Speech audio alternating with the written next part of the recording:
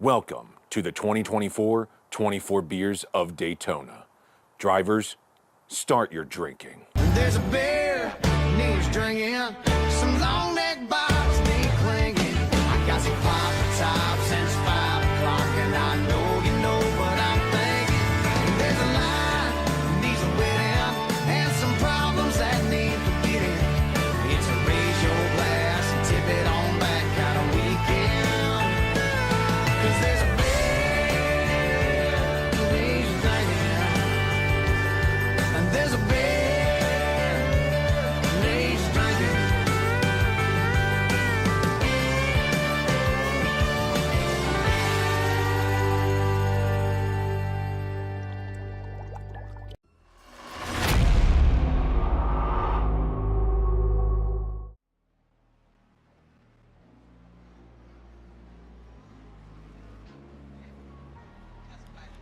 That didn't set the stage. I don't know what else will. It's the third stage for the 24 Beers of Daytona here on Grid Vision. Let's welcome you in for the final stage of this event. Today, Justin Britz alongside Austin Menstrom, Austin Jarvis Sharp rooting as we get set for the GTP class. It should be an interesting day. We had some interesting moments to say the very least with stages 1 and 2 with GT3 and Next Gen yesterday. Today, it's the battle to determine the winner. 6 hours on the clock here, Austin. Yeah, not too much time left in this race. I mean, I say that. 6 hours is still a long time, but given what we started out with, we are entering the final stage, so not too much time left here to get this thing all settled at the end of the day. And we got the GTPs, you know, one of the cars that are typically driving around the Daytona road course into the second stage. Yesterday was the NASCAR Next Gen. And I don't think we've ever seen those on the infield road course here at Daytona. We saw the Gen 6, but never the Next Gen car. So back to a car that kind of belongs out here, I'd say, with the GTP, obviously 1 week after the real-life Daytona 24 and 2 weeks after the iRacing 24, which put on a really, really good show in multiple different splits, multiple different league events. So I'm excited to see what the GTPs can do here tonight. With that being said, the warm-up period just closed for the third stage today. So here's a rundown on how things looked in final practice. First of all, it was Too Drunk to Drive with Matt Hoyland, who led the way in the session, William Dove, in terms of times. For the race order, it carries over from the end of stage 2. Caden Lapsevich in the car for Light Beer Mafia leads the way here for this respective grouping. Fast Apple Flap Racing Team will start second. Then, in the third spot in terms of the grid order is currently on the track Load Guy Racing League. Expect that to be an EOL. They are scheduled to start 12th after a missed stage. Also, next in line is Too Drunk to Drive. Then it's DNQ International Beers. Then it's the administration from TISM Motorsports. Money, along with at Mid-Pack Motorsports, Not a Rapper, and Freedom United. They are sorting out the exact order again on the racetrack. Too Drunk to Drive also expecting an EOL. Arkham Misfits did not take the start. So a couple of these drivers will sort themselves out here before they get going here, Austin. I'm curious of what... I missed the joke. TISM Motorsports. It is Freaking early in the morning. I love it, man. Hey, I'm only laughing at it because I have, I'm going to say passed a lot of TISM tests. Hold on 1 second. We've had a crash, by the way. Jasper Zinno, who's driving a Fast Apple Flap, crashed in the bus stop.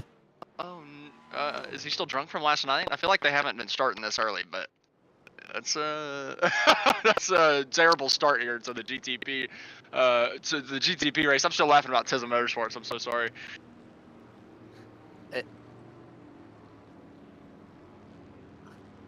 So, it's going to be an interesting one to say the very least. Keep in mind, there is an extra pace lap added here as they get the exact order sorted here before we get back going here for this event. You mentioned it in terms of the totals. Keep in mind, drivers had to drink 12 ounces, 24 ounces, or 400 ounces originally sealed cans with content no less than 3% throughout the race. They also had to be of legal drinking age. Drivers with 1 to 2 can compete in a car. must have consumed a grand total of 288 ounces, so 24 12-ounce cans, by the conclusion of the race. 3 to 4 drivers, 12 beers are added per extra driver from the 1 to 2. In other words, if you say have 4 drivers, you have to drink 576 ounces. All drivers must have packaged beverages. Anything homemade, like a cocktail, liquor, or anything non-packaged, does not qualify unless there is prior approval from race control as far back as January the 27th. Do you have all your notes down? Good, because it's about to be a wild one. Austin, your keys to doing well in this final stage if you want to win this event. I would say I would have hoped that I would have already drank most of my beers through the first 2 stints, and don't have too many left for this one, so that you had the overnight period to kind of wind down a little bit. But I don't know, the GTP is something I've never really spent a lot of time in. I just think you got to keep your nose clean, though. You know, it's 6 hours, it's still a long time, right? I mean, that is a long race, and it's in and of itself. So I know that we've had a couple stages already that were really long, and we've had a good bit of racing so far. But at the end of the day, this is a brand new 6-hour dash to the finish, right? I mean, it's kind of disconnected from the other 2 stints. All that the other 2 really did was start the starting lineup, and you had to consume some beers over the time of the other 2. So this is basically a brand new race. So I think it's just keeping your nose clean for that full 6 hours, making sure that you have a car for the end of this thing. I mean, I feel like it's very similar to the Daytona 24, right? It's just the last 6 hours of it. Keep in mind, a couple drivers did get resorted here. Administration, based on the running order, was updated to 3rd, Freedom United to 4th, Tism to 5th, Midpack to 6th, Not a Rapper. Amongst the top 7, Fast Apple flat back to 9th, DNQ to 10th. Race Control has just asked drivers to flash their headlights and do something cool. That is the words they gave. Only 2 apparently know how to flash the lights. Oh, We're off to a good start. There's a couple more going now. I mean, I hate the light flashing, man. It ticks me off so bad whenever I'm behind the wheel that I see somebody flashing their lights at me multiple times. I know it's technically something you're supposed to do in the nighttime, you know, kind of let the slower class cars know, but I swear people use it for way more than that. I mean, put this to perspective in what is the 24 hours of a countryside race next to a KFC that's on a street circuit in a country which is in Europe. There was one driver who every year made sure their gas pedal was bound to their light switch button. So every time they hit the gas, it flashed. I would have wrecked him out of the race immediately. That was top split. But he would have been done. We're not done here for this race, though. GTP class, its first part of the day. We're underway here on Grid Vision. Gain laps a bit immediately to the gas, and we're off to a fun start. Why not pass on the apron to start the race, I guess? Yeah, Old Guy Racing League definitely doesn't know. Oh, just about spinning McConey. Almost goes around, saves it through the S's. Great save from McConey in the 126, dropping down the running order just a little bit. But, man, Old Guy Racing League there, White into 0-0. That was aggressive going down to turn 1. Justin White just spun from 2nd. The administration car, after the pass to take 2nd, loops it around. Already, Old Guy Racing League, you mentioned, already also in the grass as well. Yeah, sorry, I thought that the 10 was 0-0, so I got the 2 teams mixed up a little bit there. But still, they both end up going off the racetrack here through the International Horseshoe, coming through turn 3. Looking at the 0-0 coming off. Yeah, just spun that thing right around from that 2nd place position. The administration that was up in 2nd. Also 10 of Dion falling off. We got black flags already. Freedom United, Beer Money Racing, both just had those cleared. We also had one car crash in Not a Rapper, and William Dove, meaning that car is currently the first to use a fast repair already. There's 10 available per segment, and this one already being burned within the first 20 seconds. Oh, just getting shoved off the racetrack. Holy crap, hard. Nosed into the outside wall there down in turn 5. That's an aggressive hit, having to take the tow. That's going to lose a lot of time having to tow all the way back to pit road. That was massive, massive impact into the tire barriers. So meanwhile, Already a 5-second advantage, by the way, for Light Beer Mafia. For those that are wondering, that's Jonathan Platt, Caden Honeycutt, Caden Lapsevich, Zach Edwards, who are scheduled there. From my understanding, 3 of those 4 are in the same house, keep in mind. So keep that in mind for driver changes throughout today's racing. Caden Lapsevich these days, after being a NASCAR Pinty Series. Oh, another spin on screen. It is not looking good for Michael Dion. No, the driver of the 10's having a little bit of a tough time here. Old guy racing, having a little bit of trouble there through the kink, or sorry, not the kink, the S's there, turn 2, then going down now into the International Horseshoe at turn 3. You were talking about the 104, the Light Beer Mafia. I'd be worried if I had just Jonathan Platt on my team. I'd be scared half to death. I'm curious on why you'd be scared of Jonathan. I don't have a lot of faith in Jonathan. He scares me a little bit. He is a NASCAR spotter. Would you trust him on the spotter stand?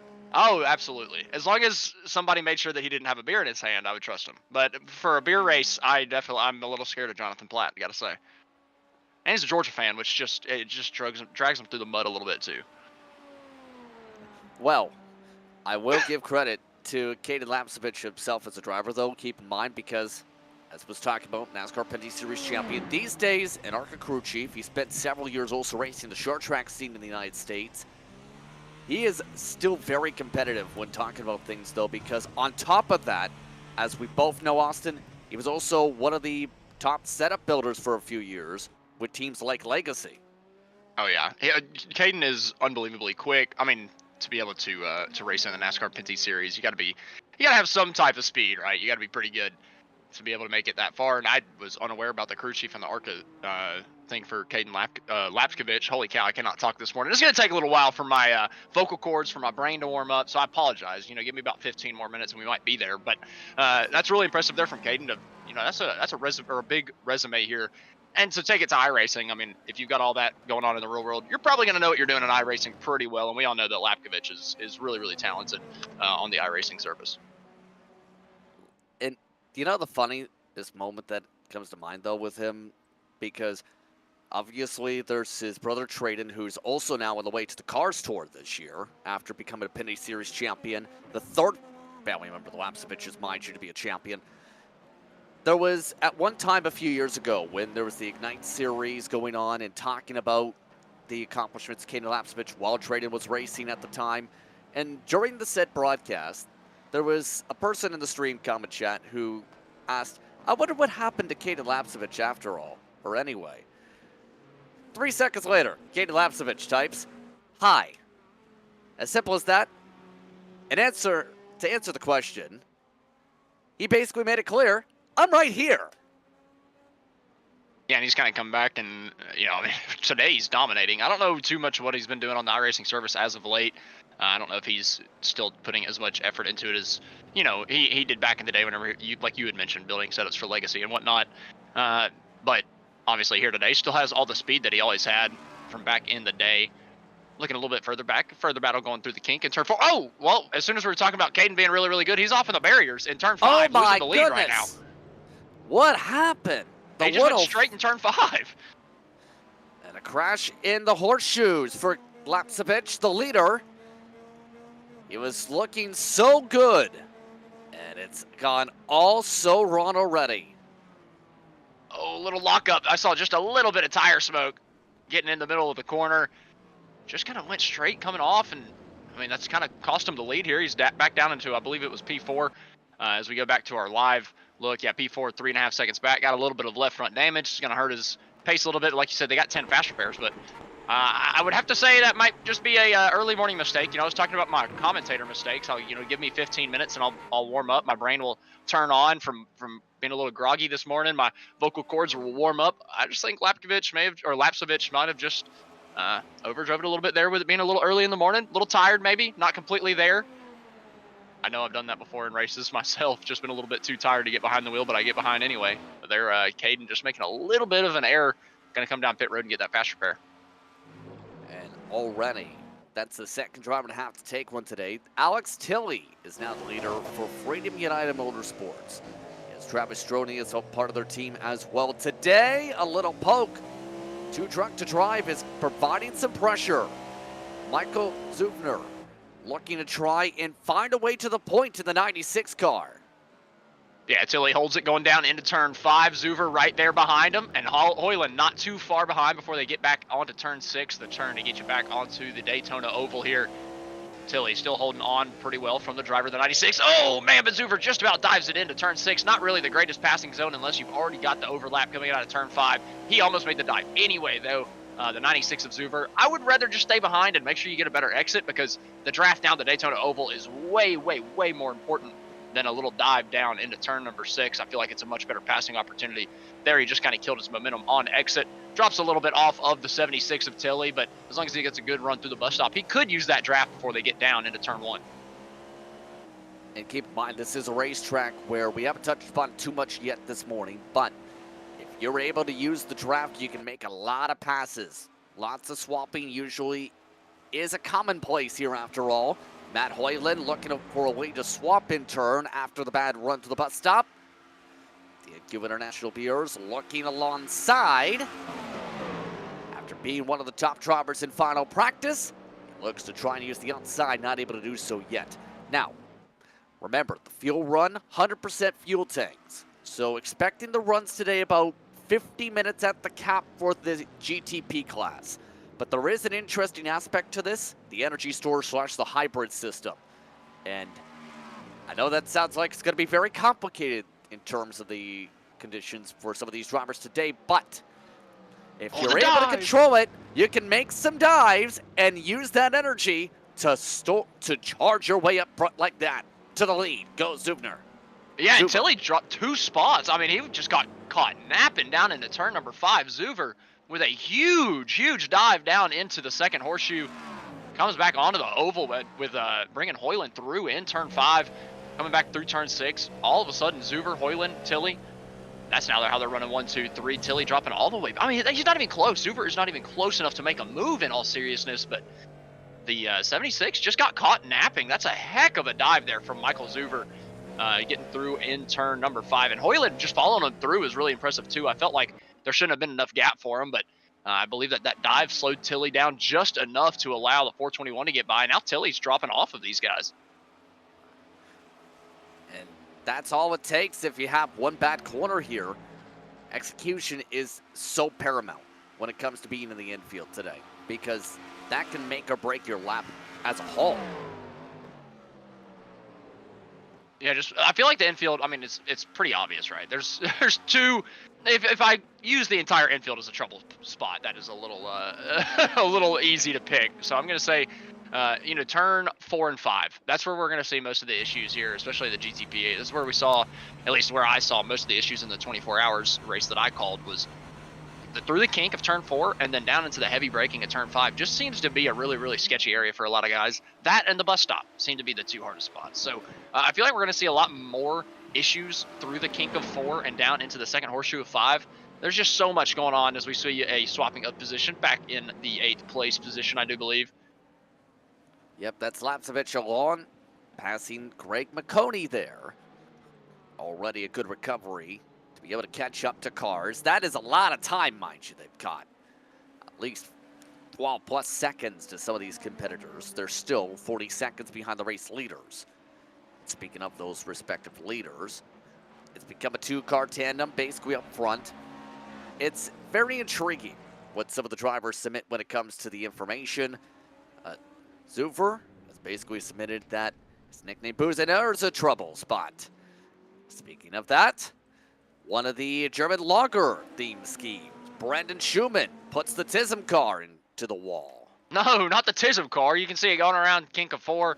Once again, the trouble spot going down into the heavy braking zone of 5 all by himself. Just locks it up, gets in too deep in that Jägermeister machine into the outside wall. Tough break there for the 20 Tism Motorsports. Man, that's tough. I love that name though. I'm in love. That's great. I want them to win, but I don't think it's going to happen. I don't think that Tism and beer mix very well. On that note, race cars. So, I was about to say with Zuver, he's controlling the field here. In terms of the information side, some drivers give their information in the background. Zuber's background is an intriguing one where he puts himself as, oh my goodness, I don't know how to say this professionally, but this is how he wrote it. Functioning alcoholic, probably club seals, Mr. Don't Park There or I'm a tow your car. Yeah, he's very much into this. He's driving solo, by the way.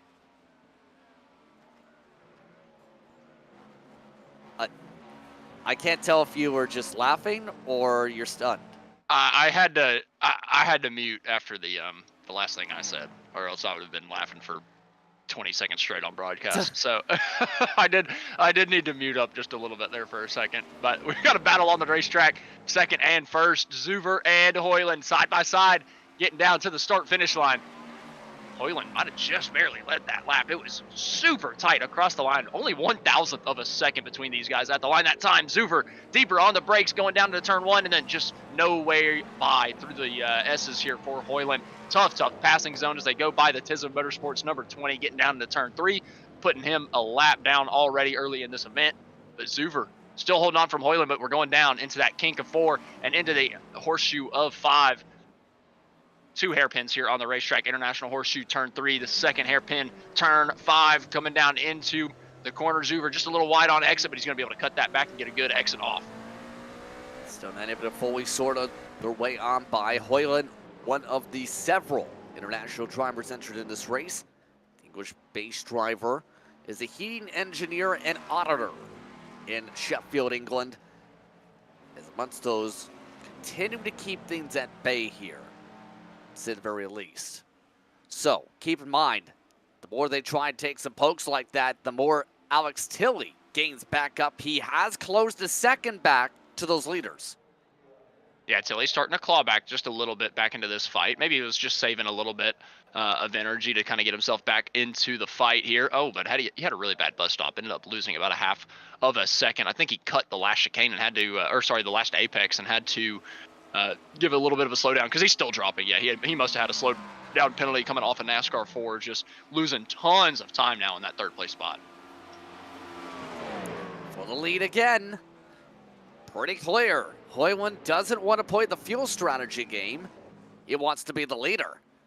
Not so easy to make the move, though, on the outside line today when it comes to that run down the front stretch. And it's already pretty clear that Zuber knows that. This could be trouble, though. He's lost a bit of his preferred groove in the horseshoes.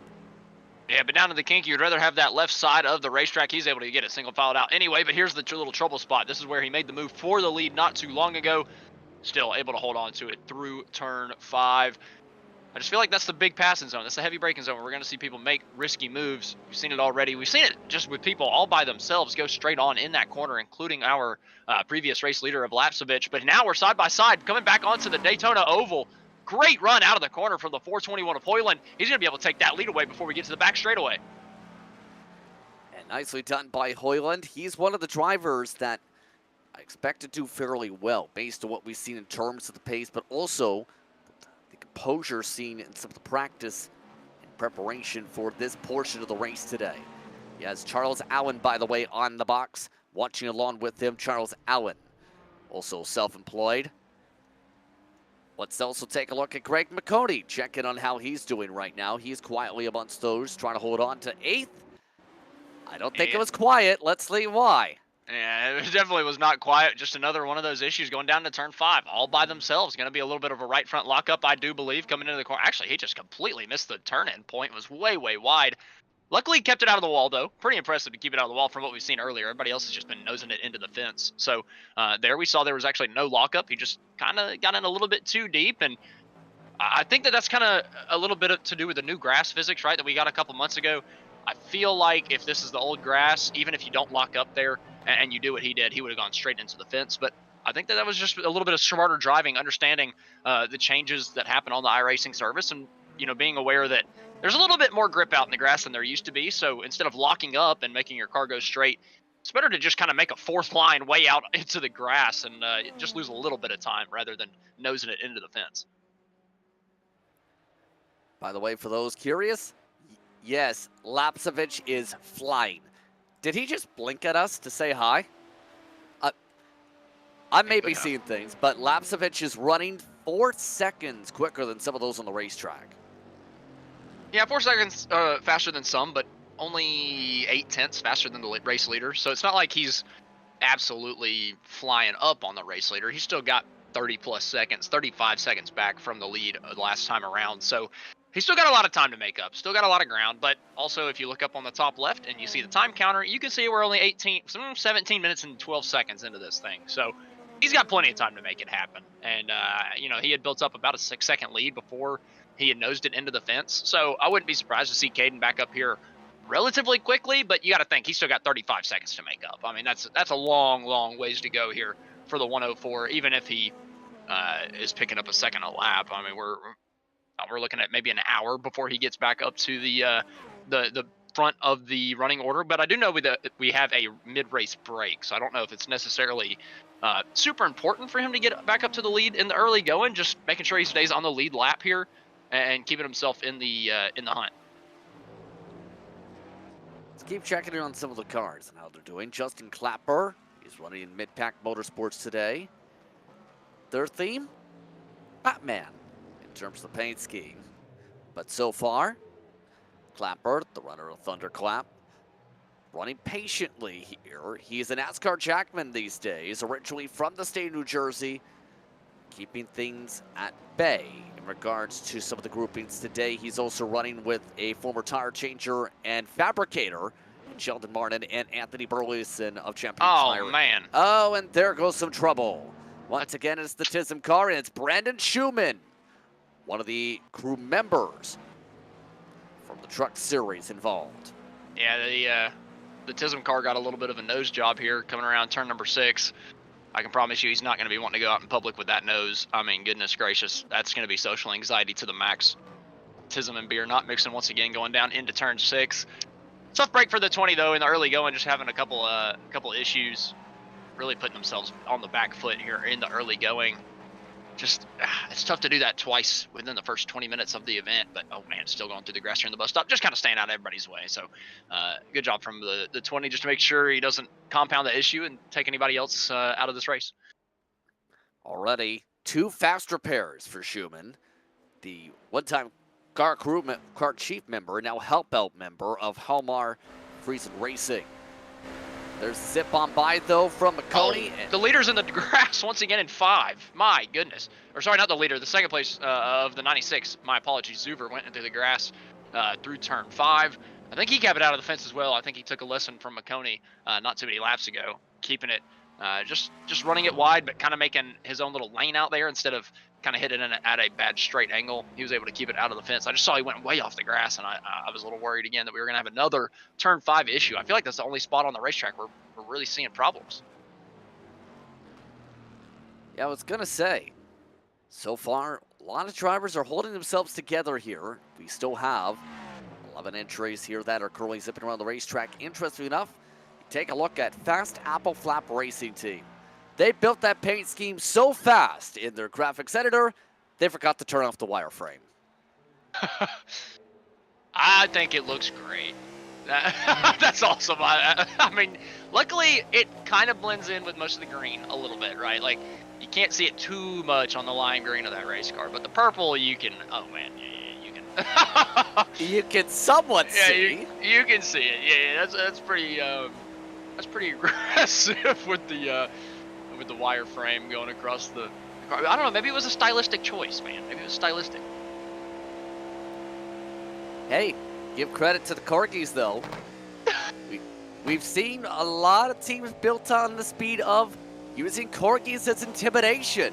There's not Why a thought not behind today? those eyes. There's not a thought behind those eyes. My goodness. Those dogs are dumb, man. What's wrong with Corgis? No. I like Corgis. They're just dumb, right?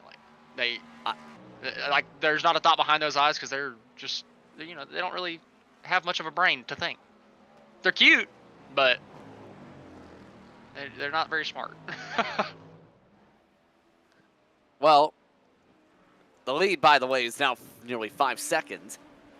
Still about 20, 30 minutes away to the first pit stop sequence. So, as I'm miscombobulated because, again, for those curious, we have been former teammates for the past at Team Link 1 Sim, if I remember correctly, correct? Oh, yeah. And this is exactly the energy I remember back then. Again, I was talking about the Tism Motorsports. I would fit in great with that team. Okay, so I just I bring that I bring that energy to the broadcast, just like I bring it to the race team back in the day. I'm definitely a little I don't know. The early morning it kind of gets a little bit crazier because I haven't developed a filter yet. I kind of get a little bit of a filter in the midday, and then it completely comes off again once we get to around 6 or 7 p.m. So you're going to get this for the rest of the first stint of this broadcast for sure.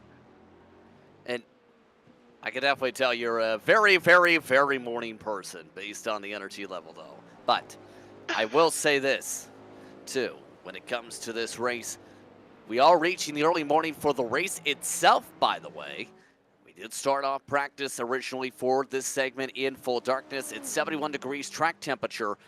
Expect that to increase from here. And one of the big things when it comes to the iRacing Daytona 24 is usually a lot of teams try and prefer their setups to the nighttime. This obviously fixed setup for this portion, but now you're talking about being able to at least have those guidelines here that you don't have the full darkness. Imagine the final stage of this race being in full darkness. Imagine the chaos. I'm glad we don't have to do that because I feel like it's harder to broadcast it whenever I just got a bunch of headlights flashing at me, and even if they're not flashing, it's just hard for me to see sometimes, you know. And I've definitely done a couple of broadcasts in the dark for the last couple months, and every time I get very frustrated because it's just headlights. You can't even see who's battling sometimes because you can't see the paint scheme. So I know that if I'm complaining about it from the broadcast booth, the drivers have to be complaining about it or have to be at least a little irritated sometimes with the nighttime. But I mean, maybe on the iRacing service, it's not too terrible behind the wheel. But again, I prefer the daytime racing. I just think it's so much better. And also the track is hotter and slicker, so people make more mistakes in my experience, which leads to better racing because, you know, you just don't have as much or as high of grip levels. So I'm looking forward to getting this thing into midday to where we've really got the track temp coming up and we start seeing some people sliding and making more mistakes on other parts of the racetrack other than just turn 5. So as we continue going along and reach the early goings of this portion of the event, why don't we take the time, if we can right now, to speak with Bo Condon as he's standing on by. He touched upon one part of the event that is a special portion of it where, as well, this event is raising funds for Two More for Trooper, where all entry fees were donated to the March of Dimes in support of the fertility initiatives as well. The Two More for Trooper challenge raises $5 for every driver who drinks 2 more than the required 12 beers during the event, with a minimum of $500 being donated. Bo, welcome to the broadcast booth. That is a lot when it comes to being able to build up the funds coming in. Talk to us about Two More for Trooper.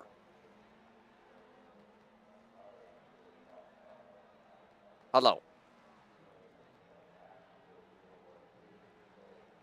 Bo Condon, do you have a copy? Sorry about that, guys. I was on mute because I was over in team chats. Let me start over. Thank you guys so much for having me into the broadcast booth again. It's always a pleasure hearing your voice, Mr. Prince. And yeah, just want to talk a little bit about what you just said there. The Two More for Trooper campaign started here at the 24 Beers of Daytona last year in a week, basically a year and a week ago. In that single year, we've raised over $2,000 for multiple charities. And for this 24 Beers of Daytona, we decided to choose March of Dimes as our charity, trying to raise money for their fertility initiatives. Certain drivers in the field have been touched by fertility issues. My family has been touched by fertility issues, and you know what? It was another great opportunity for us to say, okay, we're going to be doing something fun. How can we turn it into more than just fun and make it a way to pay it forward? So all the drivers came in. We've raised basically exactly the amount that we hoped for, which was a minimum of $500. And you know, when you get with this group of guys, there's really no problem raising that extra 2 more beers. They already pretty much accomplished that. And in turn, talk to us about the work in turn put in to be able to bring awareness, to various different issues, but also to raise so much when it comes to under the Two More for Trooper brand. You mentioned how much already raised, for example. How much work in turn put in to be able to raise said funds for Two More for Trooper. Yeah, well, you got to have the heart to want to do it. And if you really want to do this, it ends up not really being a lot of work. There's research on the front end. You have to know what's legal and what's not legal in your state and in your country as far as how charities work, and maybe you can do a raffle in your state, maybe you can't do a raffle in your state, maybe you have to have a 501c, maybe you can only do a sweepstakes. That was all stuff that we had to learn so that we know that we navigated this respectfully and that we did it honorably. And so far we've done exactly that. And honestly, it's so easy just to give. And it's one of those things where, some people struggle with, well, what would I give to? What charity would I pick? And how do I even begin to raise those funds? Well, when you're surrounded by the group of guys that we have here at Thunderclap, it became very simple. Everybody basically rallied around the entire idea. Each charity that we choose, because it's a total of 5 charities that we've raised money for, as we just try to spread the love as many places as we can. It just became really easy with this group of guys, and I'm honored to be here, honored to put it on, and it's been a lot of fun getting us here, and I only hope to do even more as we get that 501c in 2024. And as the race continues on the racetrack, how would you describe the event side of this year for the 24 Beers of Daytona and how it's gone so far, including drawing not just a lot of your regulars when it comes to Thunderclap competition, but also drawing some big names that are just looking to have some fun. For example, you have the Lapsoviches that come to mind. Yeah, so, what's fun is we get to post this event on iRacing Community, and it's amazing to see all the walks of life that want to partake in it, mainly because there is so much serious competitive driving in the iRacing community. This offers an ability to maybe not be so serious and kind of get away from that required simulator time that some of these industry guys have to do, right? So this is that event, and we're so happy to have Caden Honeycutt and Caden Lapsovich in here, and guys from across the pond. Our teams over there in England, we've got teams over there in the Netherlands. This just has become such a fun international event, and as it started as really just a bunch of drunk idiots, having fun on the sim rig, keeping it out of our real cars and keeping it in here, but it's turned into a pretty competitive darn event, to the point where, yeah, you got to finish your beers, but also you got to be kind of dang fast around this track. You've been also watching along with the administration, your team, by the way, in 4th currently. So what has been the talk so far for Justin White, who's in the car right now and who's already had a couple spins? So we had the same problem in the stage 2 and stage 1. It's those first lap jitters, cold tires, and you're a little nervous. And these things are easy to spin out. Each car in each stage, if the second those tires want to give way, it's like you're on a sheet of ice. So that's what we've seen happen. We have all the confidence in the world. It's freaking Justin White. He's our race control. He doesn't play around. We knew that he would get his car right back up there. We are kind of sitting exactly where we want to. We're confident that we're going to be able to get a podium finish here.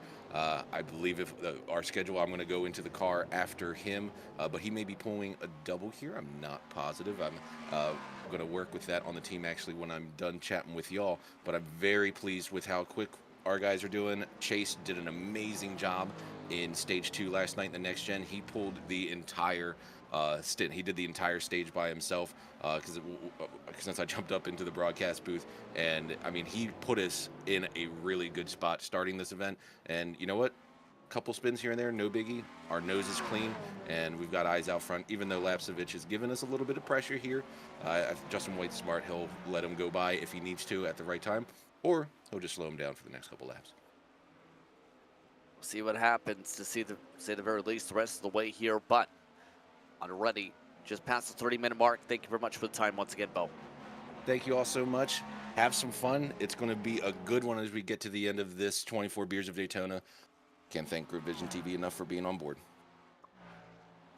And that's Bo Condon taking the time to speak with us here in this one. As his team currently runs.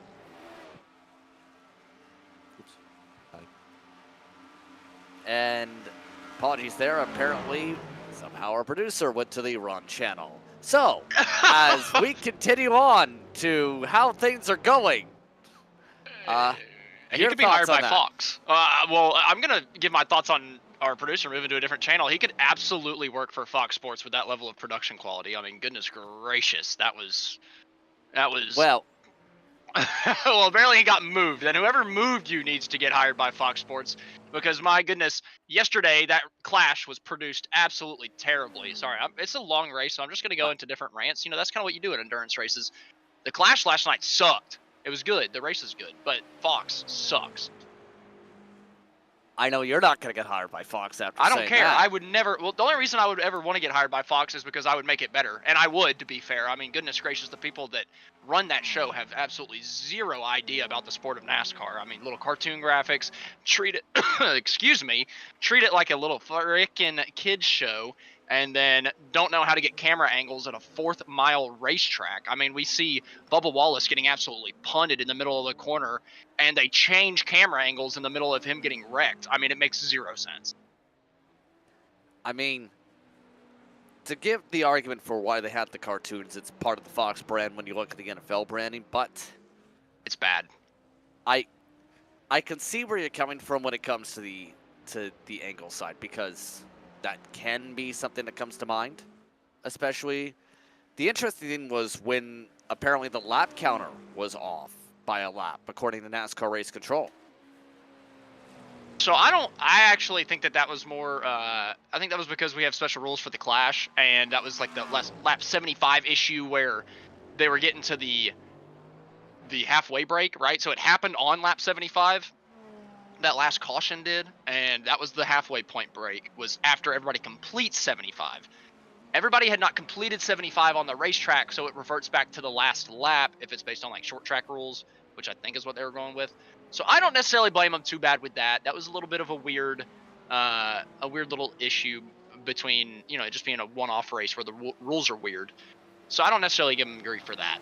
I give them grief because their production staff is full of monkeys. So, why don't we take a commercial break on that vivid point? You're watching the 24 Beers of Daytona as we continue on from Daytona.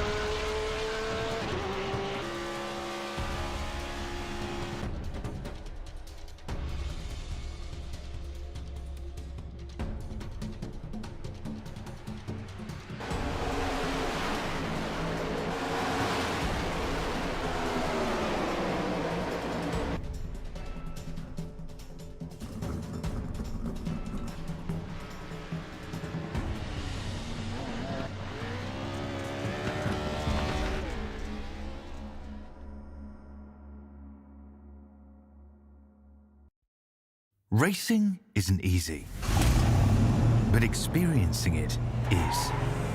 iRacing puts you in the driver's seat with the industry's leading sim racing game. Drive on laser scan replicas of the greatest racing circuits from around the world.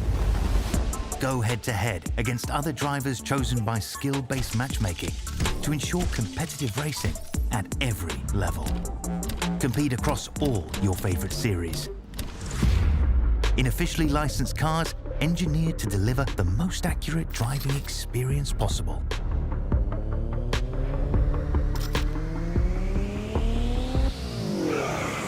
Join a race or host your own with players from across the globe. Race against the computer or in a league with friends. Feel the thrill behind the wheel. Visit iRacing.com. Welcome to the 2020.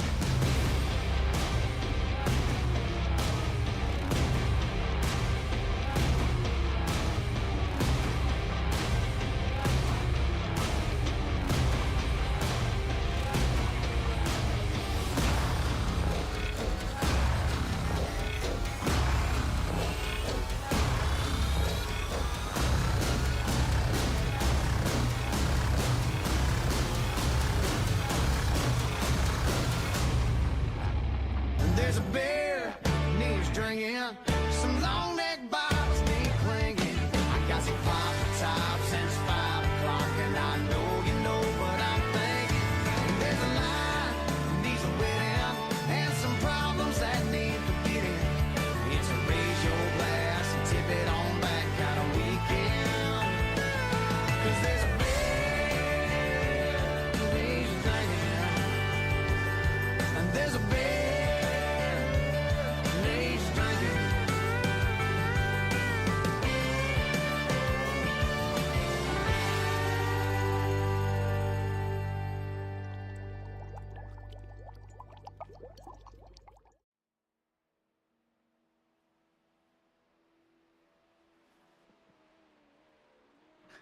Welcome back to the 24 Beers of Daytona. The GTP class continuing to be controlled by Hoyland up front. Just Prince, Austin Edstrom, Austin Derbyshire.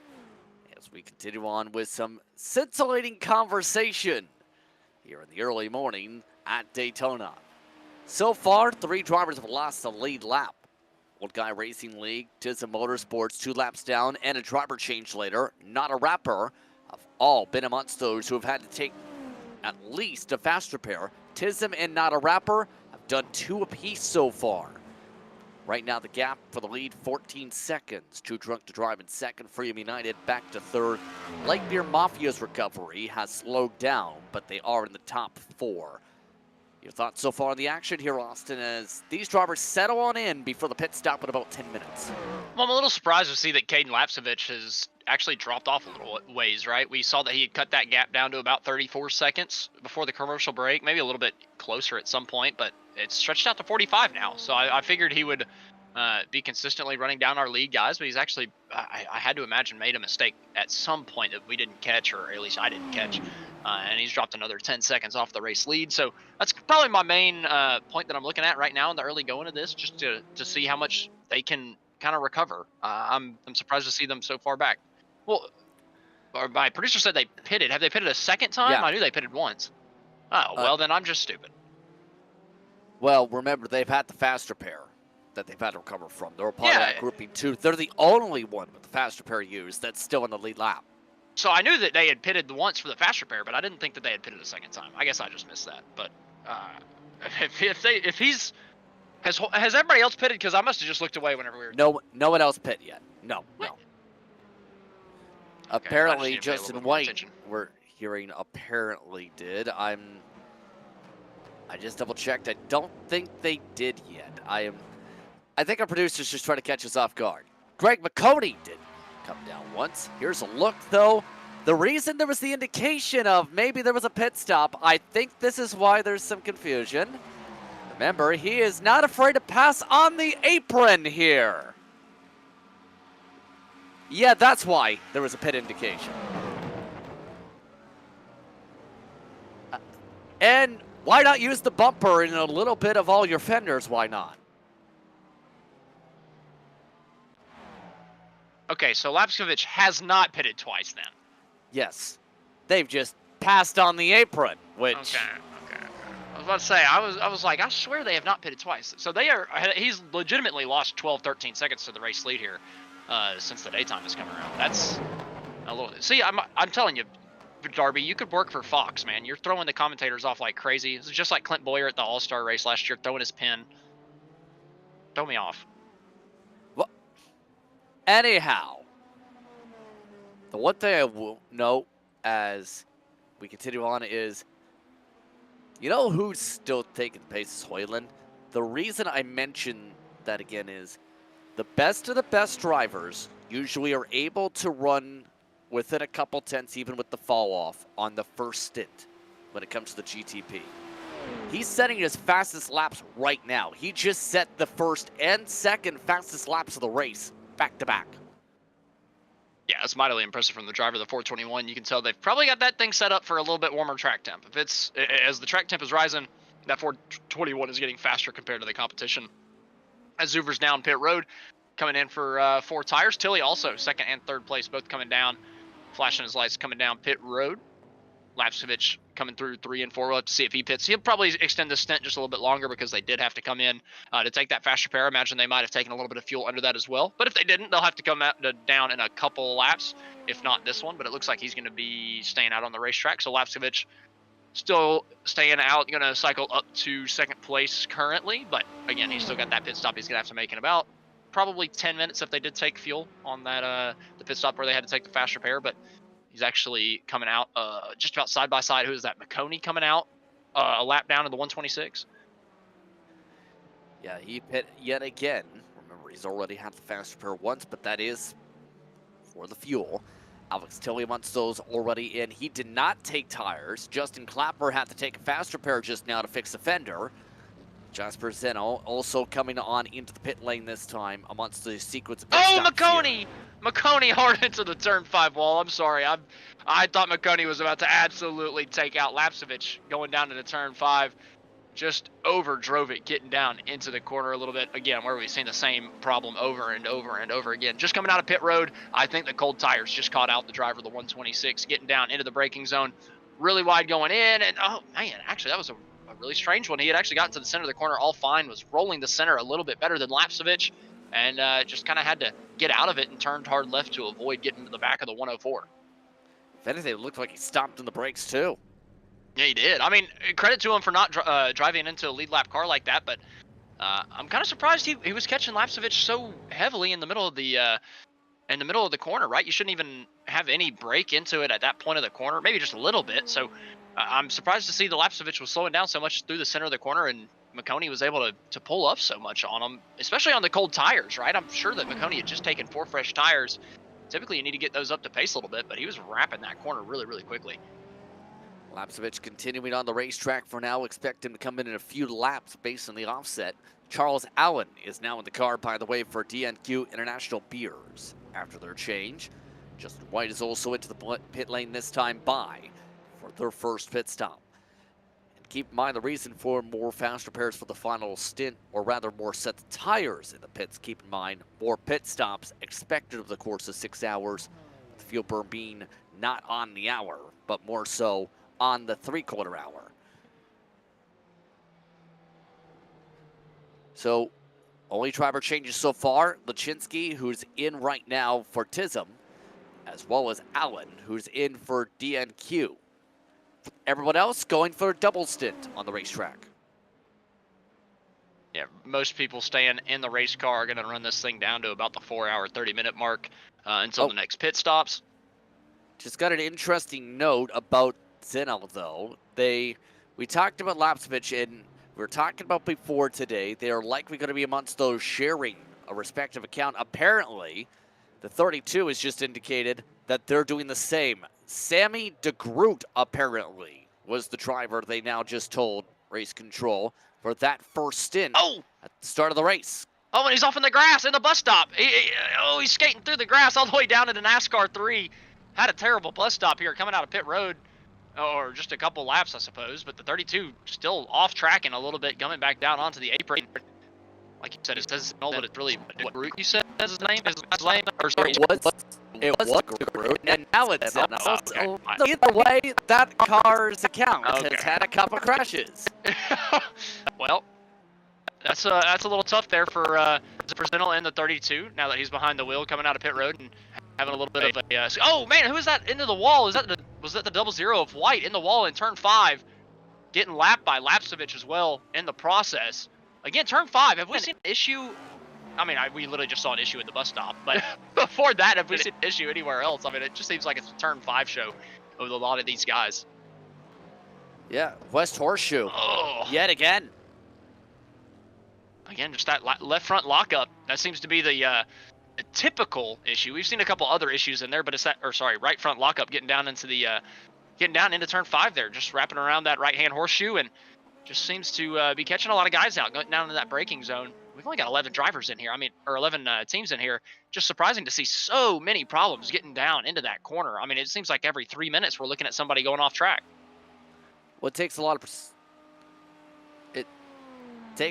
of precision in the first place to do all this. And remember, they've raced now 3 different classes in about the span of, give or take, less than 24 hours. That's a lot of different cars and a lot of different moments. Yeah, that's a lot of different braking zones getting down to the corner, I imagine, right? You probably brake at a little bit different spot for each one. So, and maybe just one of these times getting down to the corner, you know, you've just woken up maybe an hour ago, still not completely wide awake, and you get in there thinking you're hitting your NASCAR next gen braking point getting down into turn 5, and it probably just doesn't work too well for the GTP car. So, well, I don't know. It's just a little sketchy getting down specifically into turn 5. Nobody seems to be having too many issues anywhere else, but I guess that braking zone just might be a little bit hard to find getting down into that second hairpin. Reference, by the way, Allen 37 seconds behind Lapsvich. There's a bit of a difference in pace. Last time Bizey hit the wall there, 4 seconds slower than his teammate. Yeah, you definitely need to be a little bit closer than that. 4 seconds is a lot of drop off between one driver to another, but like you mentioned, slapping the wall is going to take a good bit of time out of it. Lapsevich still in the lead currently, but he's got that pit stop. Allen in the 421, who took over for the DNQ International Beers, running second currently. Zuver in that 96, running third, not too far behind, just 7 seconds. As we pan a little bit forward, I believe this is the 00 of white going through NASCAR 3 and 4. Currently, the first car 1 lap down, as he's got Clapper not too far ahead up the road. He's likely going to be going a lap down to Lapsevich here relatively soon, but again, Lapsevich still has to take that pit stop here pretty soon. So far, so solid when it comes to this stint for most of the drivers so far. The feedback, by the way, just received from Moyland after his respective run. This car is awesome. It is a fun car once you get used to it. It's very twitchy, but if you can get used to it, you can have a lot of good battles with these GTPs, and there's a reason a lot of drivers, when some of these cars came out, immediately clattered to it. One driver that comes to mind, for example, is Blake Reynolds, to the point where, as you know, there's a series called SimCar that he runs now these days, to the point where they basically have built up a road team and a road presence and competed in some big events, in part based on the roadmap of being to race some of these cars like this one.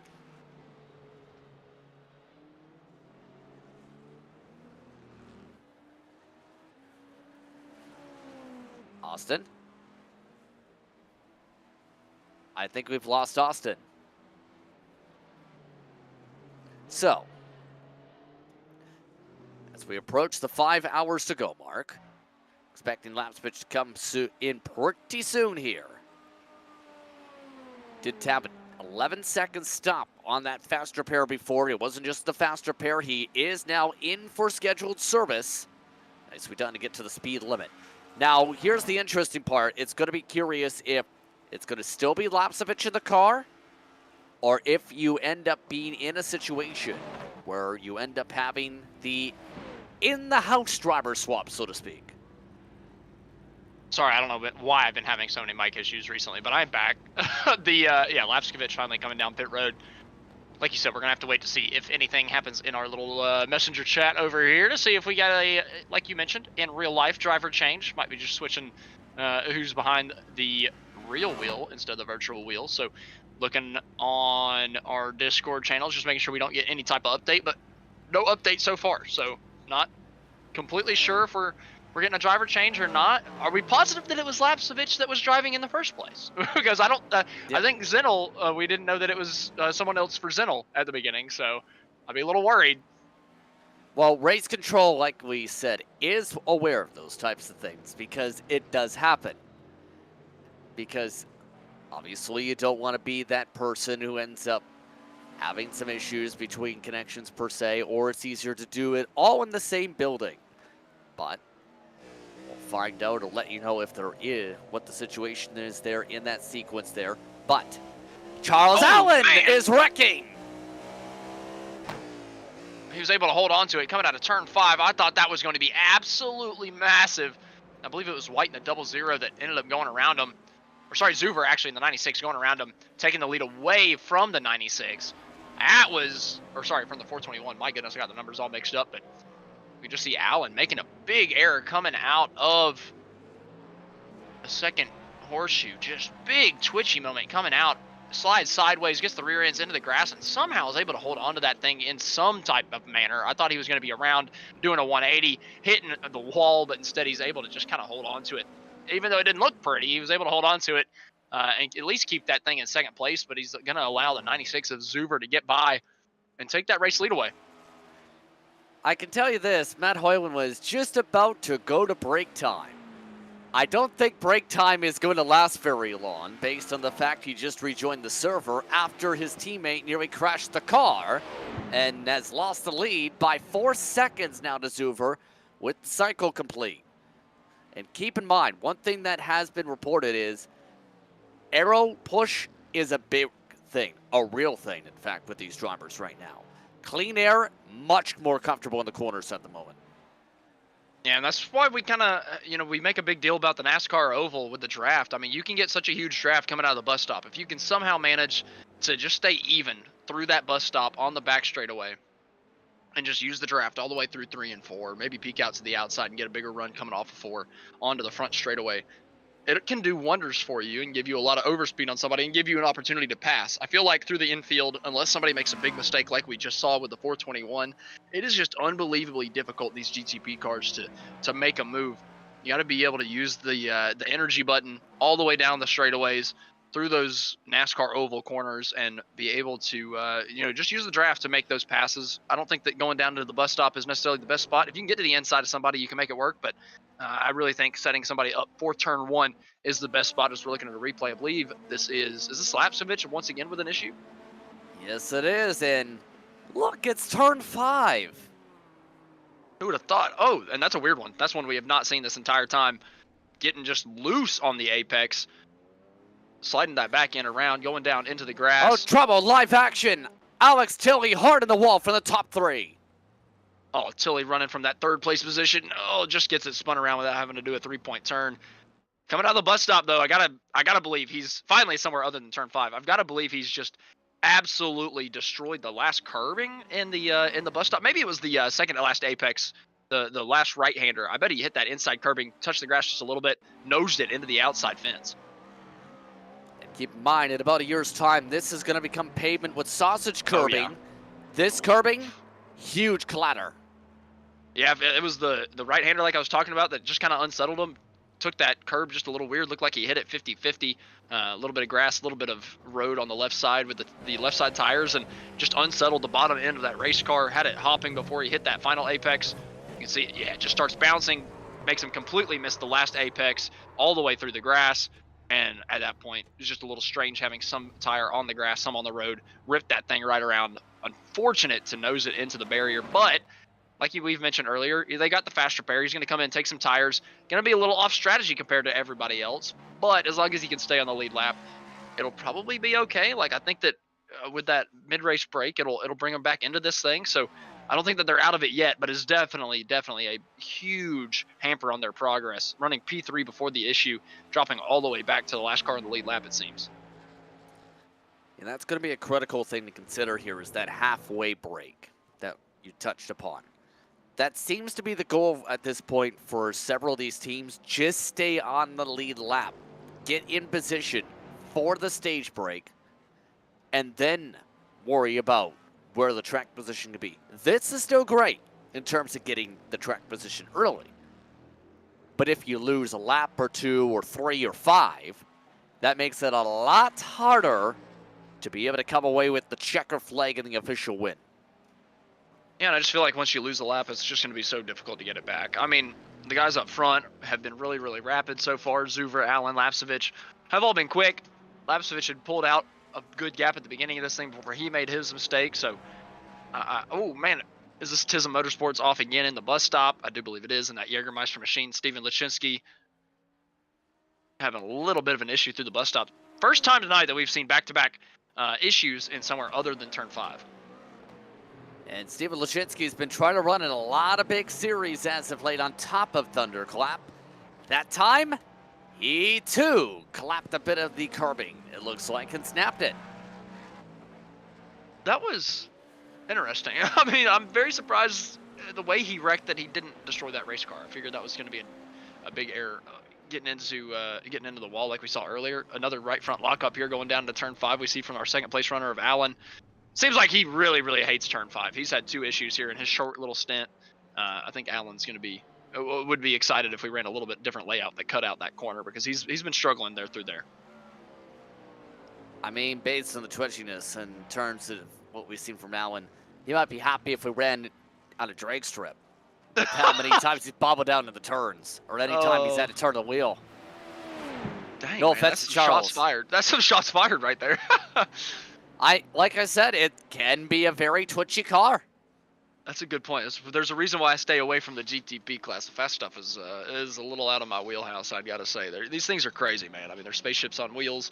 They're tough to drive, and we're seeing it a lot with that turn 5. You know, you get a couple corners on the racetrack that are relatively easy, I feel, right? Everybody seems to be getting turn 3 pretty good.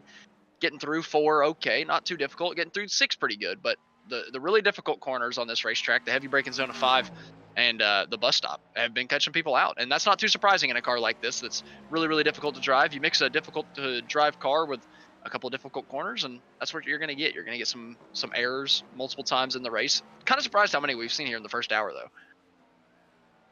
Yeah, we're just about at the top of the hour, in fact, in terms of the running laps. So far, Zuver now up by 18 seconds. A lot different compared to what we were expecting at the start of the stint. In fact, he's already to blinky. I know him up front and dominating type of mode, it seems, based on the fact he's running up to 5 seconds quicker than Allen now. Yeah, but Lapsevich is right there, right? I feel like Lapsevich has the pace anyway. Obviously, he's 30 seconds back, but I've been seeing that number dwindle. It's starting to come down a little bit. So I think we could see Lapsevich challenge Zuver here. Not anytime soon, right? Sorry, excuse me. The Dr. Pepper is getting to me. I keep having a burp in the middle whenever I'm talking. It's just very inefficient. But Lapsevich coming through 31 seconds behind. He won't challenge Zuver anytime soon unless Zuver makes a mistake, but he's running good lap times. He's been consistently faster than Zuver, I do believe, and he's been able to catch him bit by bit, step by step. The only problem is, again, like I mentioned, 31 seconds back. That's a long time, but he's got 5 hours to make it up, so I wouldn't be surprised to see the 104 on the back bumper, the 96. Probably not by the time the next pit stop comes around, but maybe the one after that, depending on the driver changes. 1 hour down on the clock. 24 beers of Daytona continues on. Just the next few moments or so, you're watching Grid Vision for coverage from Daytona.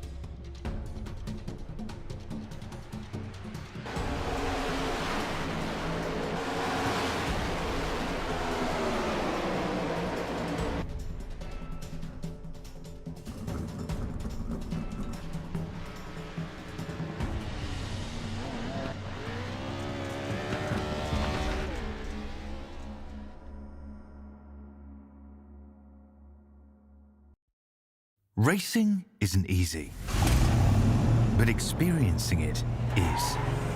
iRacing puts you in the driver's seat with the industry's leading sim racing game. Drive on laser scan replicas of the greatest racing circuits from around the world.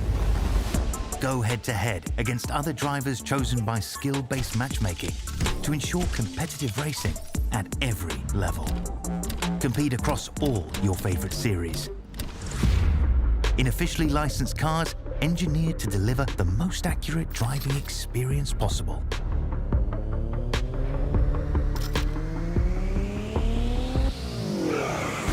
Join a race or host your own with players from across the globe. Race against the computer or in a league with friends. Feel the thrill behind the wheel. Visit iRacing.com.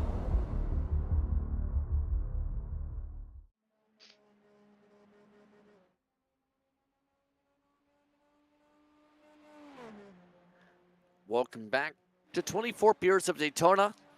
As we continue on here, still 4 hours, 57 minutes to go. Just sprints alongside Austin Edstrom. Austin Derbyshire producing at the moment. As we continue on with the action. So far, Zuvner up still now by 27 seconds over Alan Lapsevich, 31 seconds back. Clapper, a minute 5. McConey, another minute 6. Justin White, Zeno, Tilly are still on the lead lap at the moment. So different strategies coming into play a little bit. Drivers trying to get their groove together. Drivers trying to get their drinks in line. And in turn, so far, so solid for some. Yeah, and before the commercial break, I was talking about Lapsevich being a little bit quicker than a race leader, but it's kind of stagnated a little bit. He did just make a pass on Allen for that second place position, so he could have just been stuck behind him, losing a little bit of time. But Michael Zuver's also found a little bit of pace. He found about 5/6 of a second from whenever we were talking about him earlier, so could just have found a little bit over Lapsevich here in the last couple laps. Just looking at a replay going down to turn 5. Oh, is this why Lapsevich was able to get past the 421 of Allen way off the racetrack? Goes Allen once again in turn 5, man. I mean, Allen is having a really, really hard time through that corner. And this has not been a good stint for the 421. Yeah, they were in the race lead whenever he took over the reins, weren't they? If not, they were at least fighting for it. Now they're 33 seconds off the lead. Allen is having a little bit of trouble, especially, like I said, turn 5 has just been his kryptonite so far into early going. Oh, it looks so weird to look up at the top and see 455 instead of the second mark as well. Guess we had a change of that during the commercial break, but kind of makes a little bit more sense. I like that, Darby. I'm not harping on you. I'm not sending you to Fox Sports just yet, like I was earlier. But I mean, walking up. I mean, we could, at the rate we're going, you'll be sent to public access. Oh gosh. Well, anyhow. So, who's really impressed you the most so far? Not Austin Derbyshire.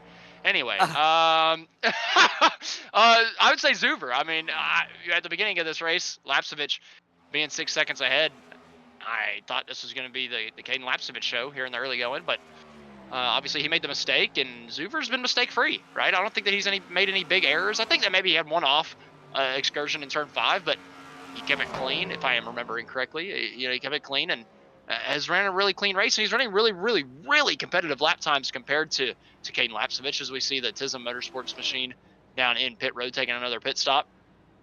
Hate to see them in last place, but like I said earlier, Tism and beer do not mix, so this doesn't surprise me too much. But Zuver doing really well. I'd say he's the one that surprised me the most so far. Lap switch, by the way, slow down penalty just received note of, so he's got a corner. So, curious though on the situation in terms of some of these drivers as well. Keep in mind, 20 is off cycle in terms of fuel, but also that is a massive attempt to avoid the black flag penalty. And there goes the spin in the background. That was another one for DNQ in the grass. Oh, Allen once again having a... Is this turn 5 again? Is that what we're talking about? No, this actually, is the in and out. 1. Holy cow. Oh, and he touched the wall a little bit on entry maybe. Then locks up the left front massively.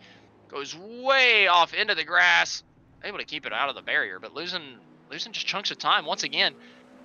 I'm a little worried Allen might have drank a little bit too much on his little off stint here in the morning. I mean, he's been overshooting the braking zones a little bit. but back on track. Still has 30 seconds to the next driver behind him. He's just gotta hold on to that thing. But running wide into turn 6, I mean, he's just on the struggle bus right now. He's really got to figure this thing out and at least keep it on the racetrack until he can hand that thing over. No offense to him, and not to add to the panic to his teammate. The rate he's currently running, he might be at the tail end. He hit the wall again. I'd be scared if I was his teammate. I mean, I'd be oh man, I'm scared if I'm his teammate. Holy cow, through the wall, through the grass, coming out of the bus stop. I would, if I was on his team, I'd be maybe saying, hey man, we're going to take an early pit stop right here. We need to get you out of the car. Yeah, this is a stint and then some for the 421. I think we just need a 421 cam. Yeah. No matter what, we need to keep him keep a little camera on the bottom right of the screen with just him. I mean, oh man, we got a gaggle of cars coming back onto the oval though. This is a concern though for this entire train because this is for the tail end of the lead lap. Oh, they're right in front of the race leader, aren't they? Yep, that's the 96 Zuver coming through on the back straightaway. All these guys right in front of the race leader. Zinnel making a dive on White. Going to be able to take that position into the bus stop. And that kind of stacks up the two behind. The guy that ends up getting past White and Tilly both get stacked up. Now the race leader's coming around the outside of NASCAR 3. He wants to go. He needs to go quickly. Tilly not making it easy. No one to draft off. It's a triple car tandem on the bottom. And what are blue flags? Seems to be the play here. I hate blue flags. Oh man, heavy dive to the outside there from Zuber trying to get around these guys. Not able to make it work. Just not enough racetrack out there. Has to back out.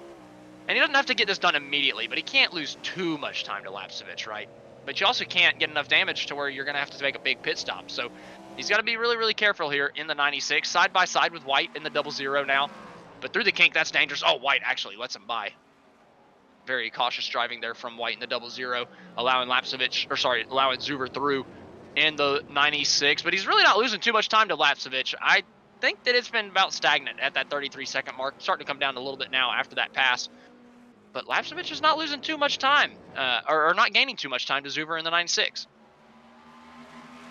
I was expecting that from White since he is race control in the Thunderclaps main series, but the other two have made it clear they don't want to make things easy here. So what do you do if you have a lap car in front that's holding you up, but has also made it pretty clear they are willing to defend like it is an oval track for the lead lap, and like the Ryan Newman. And I don't blame them. I mean, I feel like staying on the lead lap is super important, but the problem is we're only an hour and 10 minutes in, and that halfway break is not until the 3-hour mark, right? I mean, they've still got a long time. They've got to stay on the lead lap, and Zuber's right there. So I just don't see them holding on to this position for an hour and 50 minutes. I don't know. It's just going to be a really, really tall ask, or tough ask of these guys. Oh, as they make contact, getting down into turn 1. Tilly gets a little bit of a door check there from Zinnel going down into the corner, and he's now on the back foot to the race leader. And now near contact. Tilly, another send. Zuber.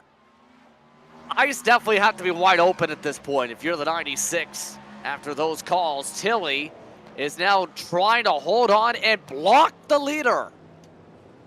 Going a little defensive down into turn 5. The leader trying to go over the long way around on the outside. He's lost about a second and a half to Lapsevich now over the course of the last couple laps behind these guys. Not quite able to have it done. That's a Fox Sports camera change if I've ever seen one, but we're going to go to replay. I believe this is White going down into turn 5, right behind. He just got lapped by the race leaders. Yeah, just really, really deep into turn 5. Right front locks up first, left front locks up second. Our race leader still stuck behind 2 more soon-to-be lap cars, losing time ever so slightly, losing time to Lapsevich. He's gained another half second. Looking at the 421 of Allen, who's lost a little bit more time as well. But now Lapsevich going through onto the NASCAR oval as the race leader is going down into turn 3, kind of giving you a visual representation of how far Lapsevich really is behind. Leader coming out of turn 4 now, second place coming out of turn 2. Of note, Zuber's saying, based on what I'm noticing, based on the engine inputs, you know what? If they're not going to let me go, I'm going to try and save a bit of fuel. He clutch it, comes Oh! another wrecking. Zinno gets turned around. Tilly, in turn, gets past. Who didn't see that coming? Well, I gotta say, it's pretty smart from Zuver. You were just talking about how he was laying back, just using these guys to save gas. And it ends up being a great decision because they wreck each other going down into turn 1. Oh, man, he just held him really, really tight to the inside apex. That was Tilly on Zenel in the 32. And I don't know, I feel like he just held him a little bit too tight on the exit of turn 1 right there. I mean, Zenel had not even started to track out really yet from the exit of the corner, and just kind of got turned there on the apex. Kind of a tough break for the 32, trying to hold on to the lead lap, and now both of them are going to go a lap down, and now Zuver's got clean track. Just going to be able to just put in good qualifying laps now to maybe be able to stretch that gap back out to the 104. So with that incident, just 5 cars are on the lead lap. Zuver, Lapsevich, Allen, McConey, and Clapper is now the tail end. And right now, Mid-Pack Motorsports has Anthony Burleson in the wings. Burleson made sure to keep note of his confirmation of totals. He's now got a grand total of 12 mixtures, his teammate does for Clapper, should say, of apparently Miller Lights and I think some energy drink style cans. I can't tell what the brand is. I couldn't quite tell there either. I'm not a big energy drinker myself, but to each their own. But the Batman machine, oh man, that's kind of heartbreaking. From what I hear, Batman dies, so it's kind of spoiler alert. But In what? In the new, everybody's really pissed off about the new what's it called, Suicide Squad video game.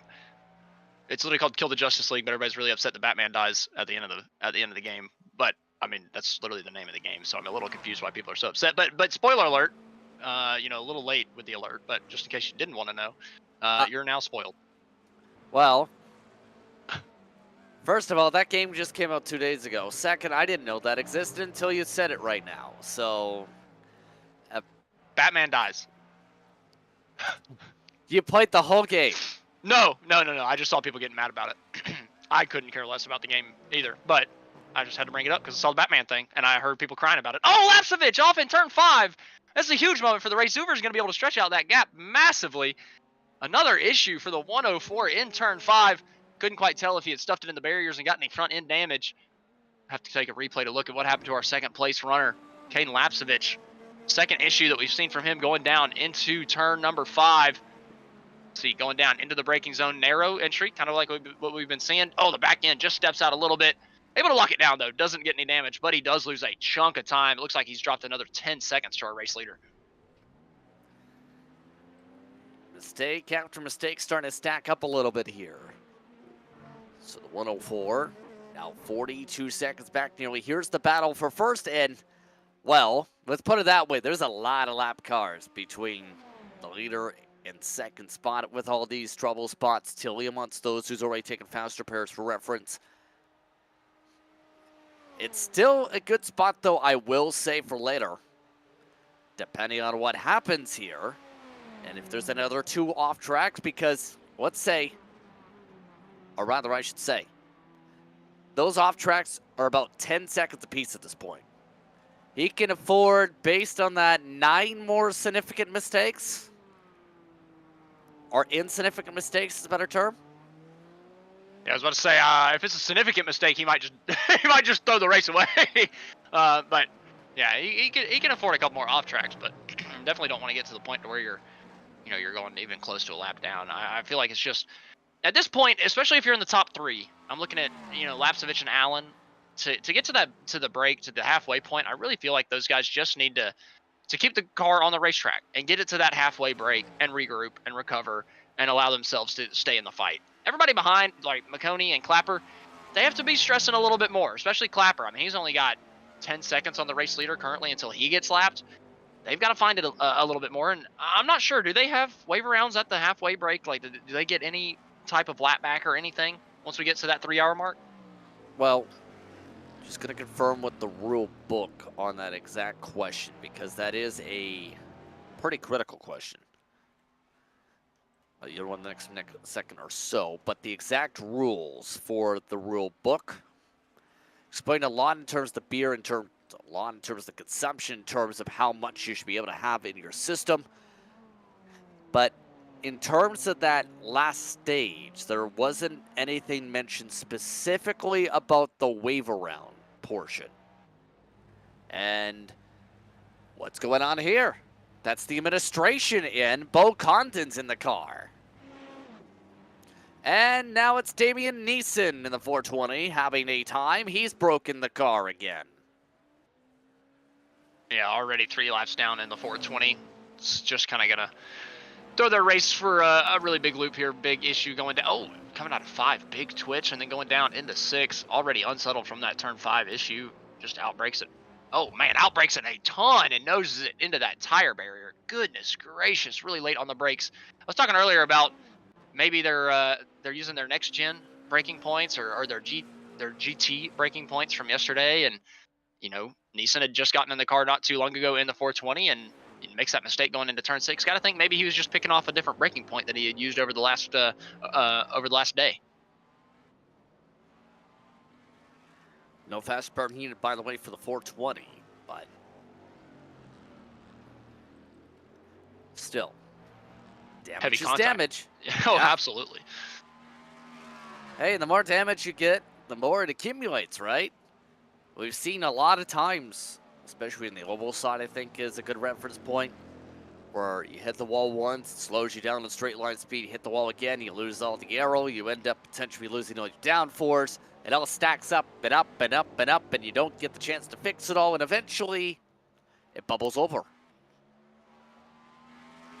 Yeah, we could definitely see that. I mean, I don't know. I feel like we're not really going to see damage accumulation be too much of an issue just because we do have the 10 fast repairs. I mean, it's not going to be damage accumulation. It's going to be what's the word? Attrition, in terms of, are you going to use 10 fast repairs? Are you going to hit so many things that you got to use 10 fast repairs and then completely break your car once after that? So, and these things are, I mean, they're feathers, man. You barely touch these things and the fender will fall off. So it's definitely possible. Charles Allen just had a moment again, and he nearly just added a significant amount of damage to that race car. He locked up the brakes in turn 1 and just missed the Armco for a second time in the past 20 minutes. And this is where I'd be really worried if I was that race team. I mean, they pitted at around the 5 hour and 15 minute left mark. So we're expecting these guys to come down pit road in about 10, 15 minutes. If I was somebody else on that 421, I'd be like, hey man, hey buddy, we gotta take you out because we need to make sure we're on the lead lap at that halfway point. At least I believe. We might need to get a little bit of a talk from race control, just make sure nobody's getting wave arounds on that caution. I wouldn't be surprised if there's maybe a couple, but I think we're gonna get that answer here relatively soon, because that's gonna be really important, man. It's gonna be really, really important to see if we get anybody back on the lead lap coming to the end of this thing, because we're only an hour and a half into this stint, and if we have another hour and a half before that mid-race break, I'm really worried if I'm Alan, McConey, Clapper. I think that could be a worry for a lot of drivers potentially here soon. Yes, there's a look at McConey. There will be a lucky dog. I've gotten the confirmation, but I don't know about wave rounds. We will be getting a lucky dog. Your Money Racing, though, is still doing solidly here in the top 4. And continuing to drive smoke puffs. It's Jordan Jurassic who is working with him here today. So that should be interesting. See how Jordan does. Remember, Jordan is a good road course racer, too, from Thunderclap action in the Cup cars we see during last season's regular season. I don't really know too many of these guys. I don't know if maybe I've called one Thunderclap race or. Have you heard? Well, let me ask you this: have you heard of JWoww? Can't say I have. Okay. I can tell you, he used to run an eNASCAR on the console side, where he was running in the teens in some of the big events. He was also your championship contender for Thunderclap last season. Are you talking about NASCAR Heat? Like he was in the NASCAR Heat? You said the name, but first yes. Is that a bad thing? Can I not say that name on iRacing broadcast? I mean, Well, technically, iRacing owns the IP or Yeah. owns the company that made the brand, so I guess you can. I was about to say, I don't think it's that big of a deal. I mean, it makes sense. But to be fair, I don't feel like there's any translation between being good at NASCAR Heat and being good at iRacing. That's one reason why I wouldn't know JWoww either. I don't know. I just don't think there's really any translation. They're completely two different physics models. I mean, I don't know. I feel like it doesn't really matter if you're a good in one. Well, he is from Jersey Shore, if that helps. Or I don't. We're going off the I don't- rails. I don't. For those curious, I have a. That was what was said in my ear from our producer, and I'm not sure if I know the reference. You don't know what Jersey Shore is? Oh, you mean the show, not the actual Jersey Shore.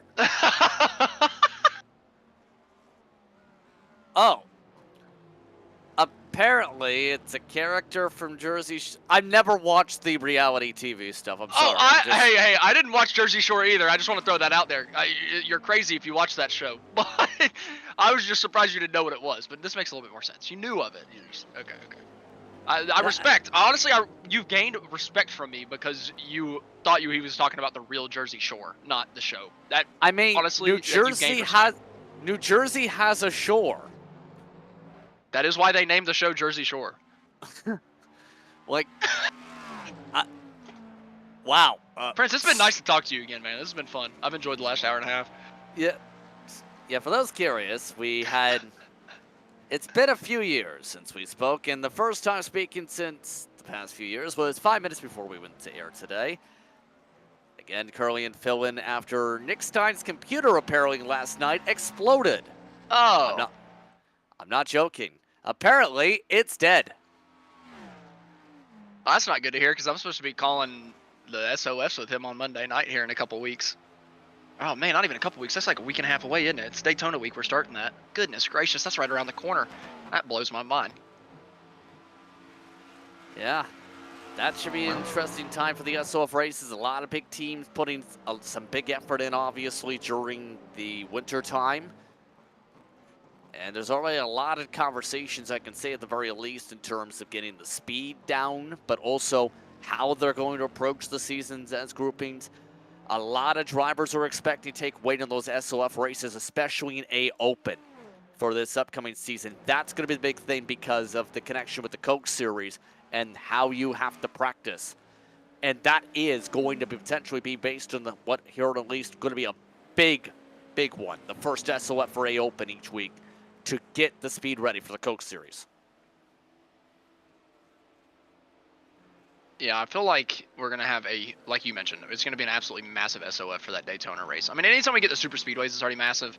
And like you mentioned, a couple of these guys are really going to want to get their setups dialed in for that Coke race and make sure that they've got absolutely every little bit of speed out of that thing that they could possibly have before that Tuesday night event. I'm looking forward to getting that kicked off. I'm really excited for the Coke Series this year. I think we're going to get some good racing.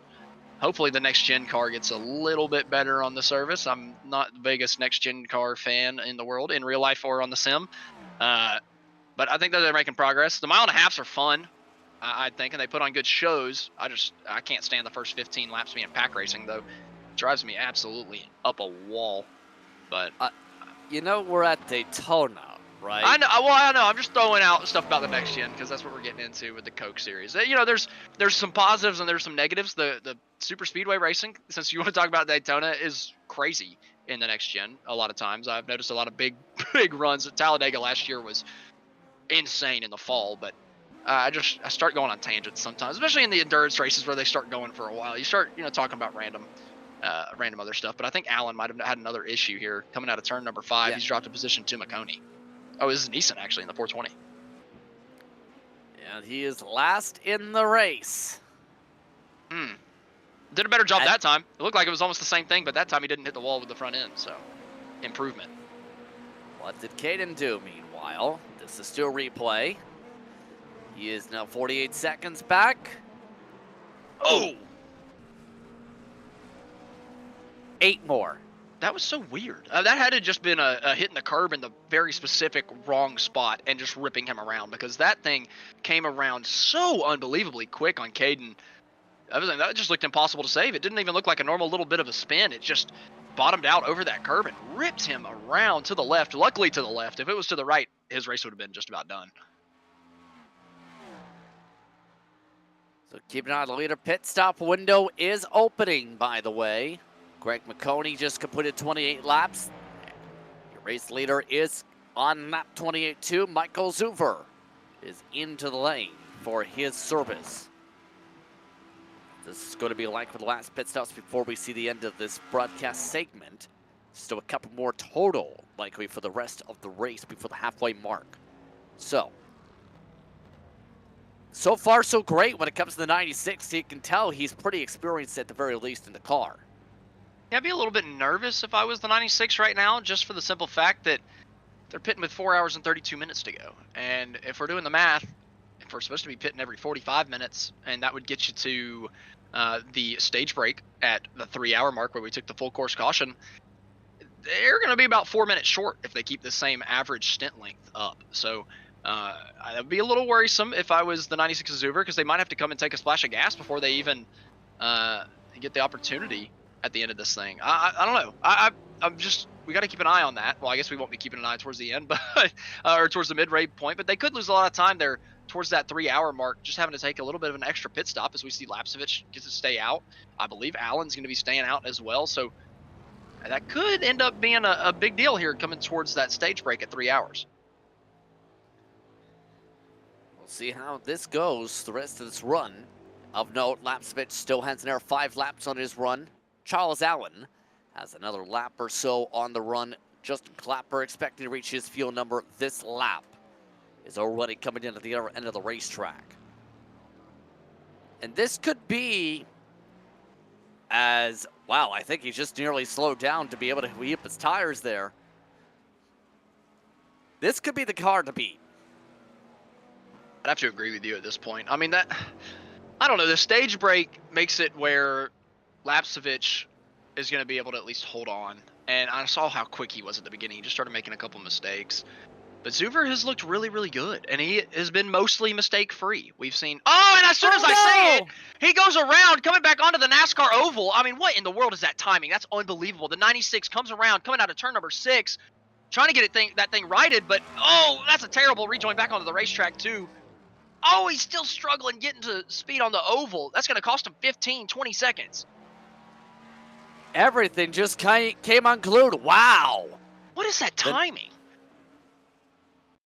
What happened? We've seen him trying to heat up the tires after a small bobble, and then it gets worse. I don't know if I've had a crazier announcer jinx timing in my life. I mean, I was literally just saying he's been mistake-free, and as soon as free got out of my mouth, he got free and just completely lost the back end of that thing. I mean, the 96 Zuver has just ran a absolutely perfect race so far until that point. That's going to bring Lapsevich right back into this. Something is off after that pit stop, but he almost looks like he's trying to get a feel back in this car. Something's off. I mean, he's definitely just trying to heat up tires there, but I mean, to your point, you're absolutely right. I mean, he hasn't made a mistake like that the entire time, and then just over that hump on the bottom of the apron, coming back onto the oval, just, I don't know, the grip was gone. He didn't do a good enough job heating up his tires, I suppose, through the infield, and I mean, I imagine it takes a couple laps to get the tires up to perfect temperature, but he almost compounded that mistake, too. He could have absolutely gotten destroyed coming back onto the oval like that. It's a little sketchy, but he was able to hold on to it and not get killed by the guy coming around, but that's a massive mistake, dropping 38 seconds behind Lapsevich. Oh, here comes Bo. Stage run left. Goodness right gracious. in front of him. Just, it's all kicking off. Everybody's making mistakes in the weirdest spots, but Lapsevich, remember, still has to make that pit stop. So that timing is not completely accurate, but I feel like after the pit stop, Zuver had a 30-second gap, roughly 35, maybe even 40 over Lapsevich. It's going to be relatively even after the pit stop, I got to say. Zuver might only have about 5 to 10 seconds over the 104. Oh, by the way, this shouldn't be a shock to you, but the 421's made a driver change. Oh, Hoyland's back in there. That does not surprise me very much. I think that Allen was struggling very heavily here in the GTP. Probably a smart call for them to get Hoyland in and just try to hold on to that lead lap. Now, Zuber spinning like that is huge for them because that could keep them on the lead lap after these pit cycles or these pit stops cycle through. So I think with Hoyland back in the car, as long as he runs like he did in the first stint, I think he's going to have a really, really good opportunity to stay on the lead lap and keep the 421 at least in the fight for the second half. Blinky blanky time. Paul Condon lets on by Zuver as he continues to be looking to be in position to be the net leader, albeit a smaller gap here. So, less than 30 minutes to go until we step aside for the middle portions of today's race. Take one more quick step aside. Take the run up to the 4 hours to go mark. You're watching Grid Vision.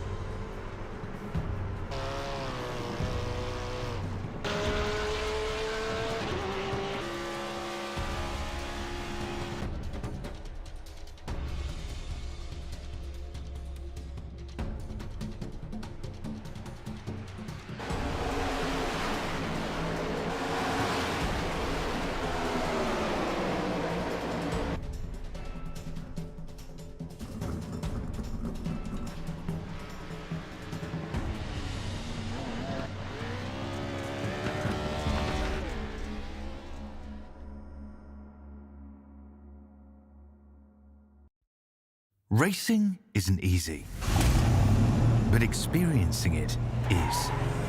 iRacing puts you in the driver's seat with the industry's leading sim racing game. Drive on laser scan replicas of the greatest racing circuits from around the world. Go head to head against other drivers chosen by skill-based matchmaking to ensure competitive racing at every level. Compete across all your favorite series. In officially licensed cars, engineered to deliver the most accurate driving experience possible.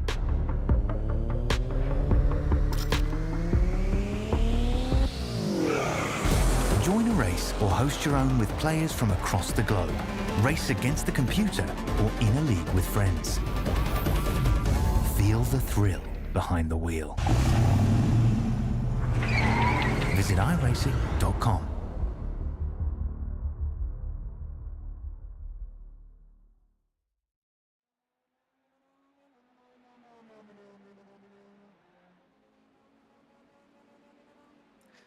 Welcome back, everyone, to tonight's coverage of the 24 Piers of Daytona. Justin Prince, Austin Edstrom alongside. Austin Darbyshire producing 25 minutes until we step away until the final 2 hours of today's action here on Grid Vision. Right now, Lapsevich yet to take this pit stop, expecting that to change in the next lap. Zuber, in turn, in line to cycle to the race lead.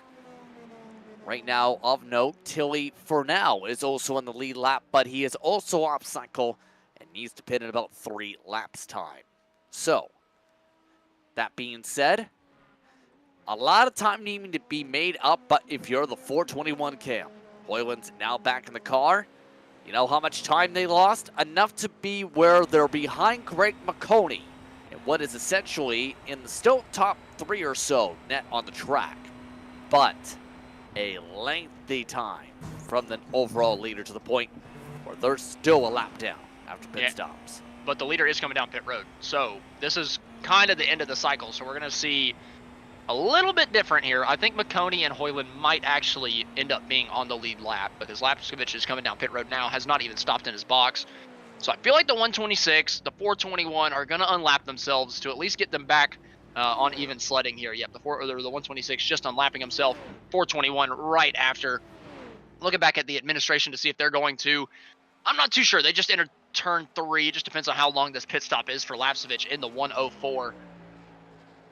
Now they're coming out of turn number 4. So the 00 might be able to unlap themselves as the lead is going to change here in a moment. Zuber going around taking that race lead.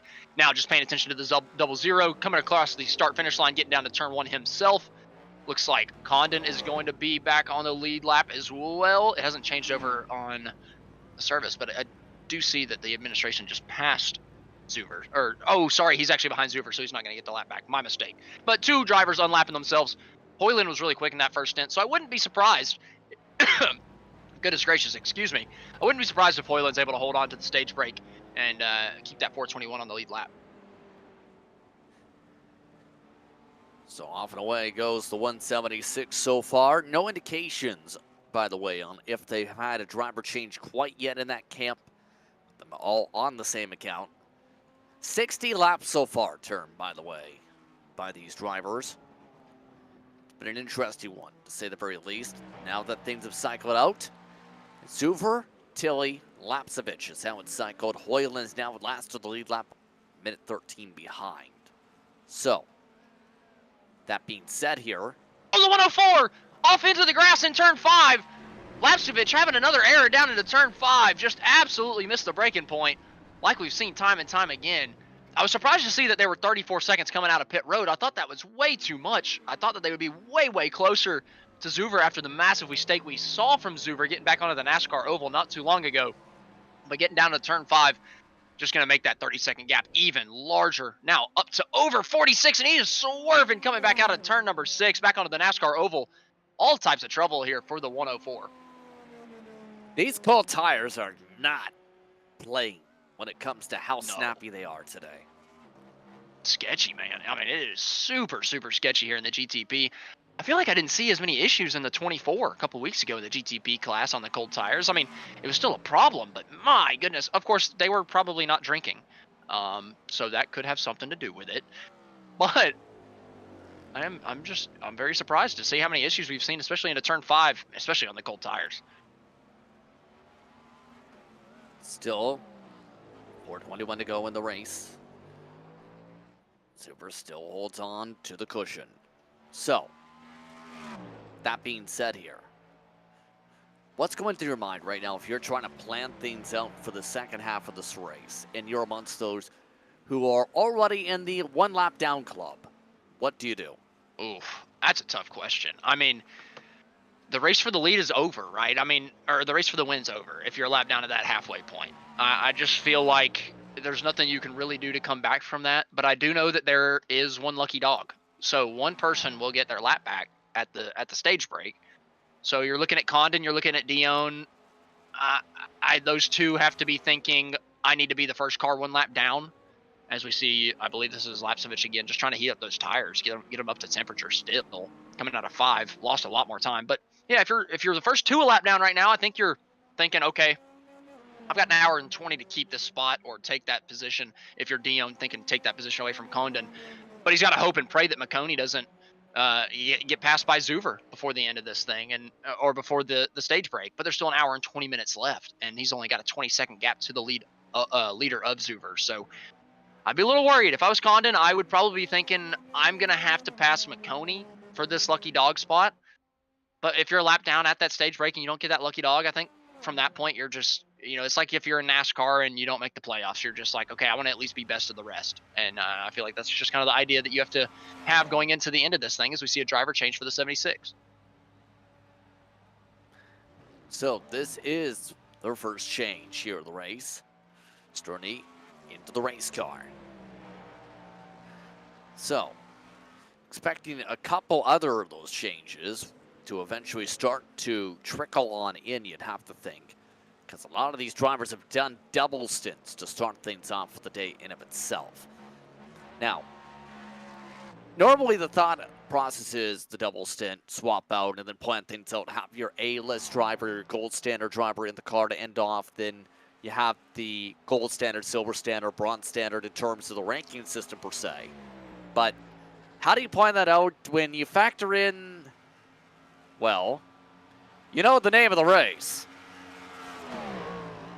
The beers. I don't, oh man. I feel as though with Lapsevich in the 104, I feel like, and Zuver and Hoyland, well, I guess Hoyland hasn't been in the entire time, but for the guys that have been in the entire time, they probably haven't been drinking, right? They're probably thinking this a little bit more strategically and letting their teammates handle most of the drinking. I would have to argue or say for now, but then you've got to be worried about who's going to be getting in the car for that stint whenever they finally switch over. So I don't know. I really don't know. There's a lot of strategy that gets at. Oh man, that's the third place runner. I believe is that Lapsevich with the front end completely torn off. And that's another faster pair. That's his second. Wow. And there goes the recovery. That's, oh my goodness. And they're going to have to come down, get those tires unchecked, get the fuel unchecked, and get that faster pair on immediately because they do not want to get that lap down. If they go a lap down here before that mark over this issue, it could be absolutely massive for their chances at the end of this thing. But they're dropping like a rock. They're not even down pit road yet. And the 96 is coming through NASCAR 3 and 4.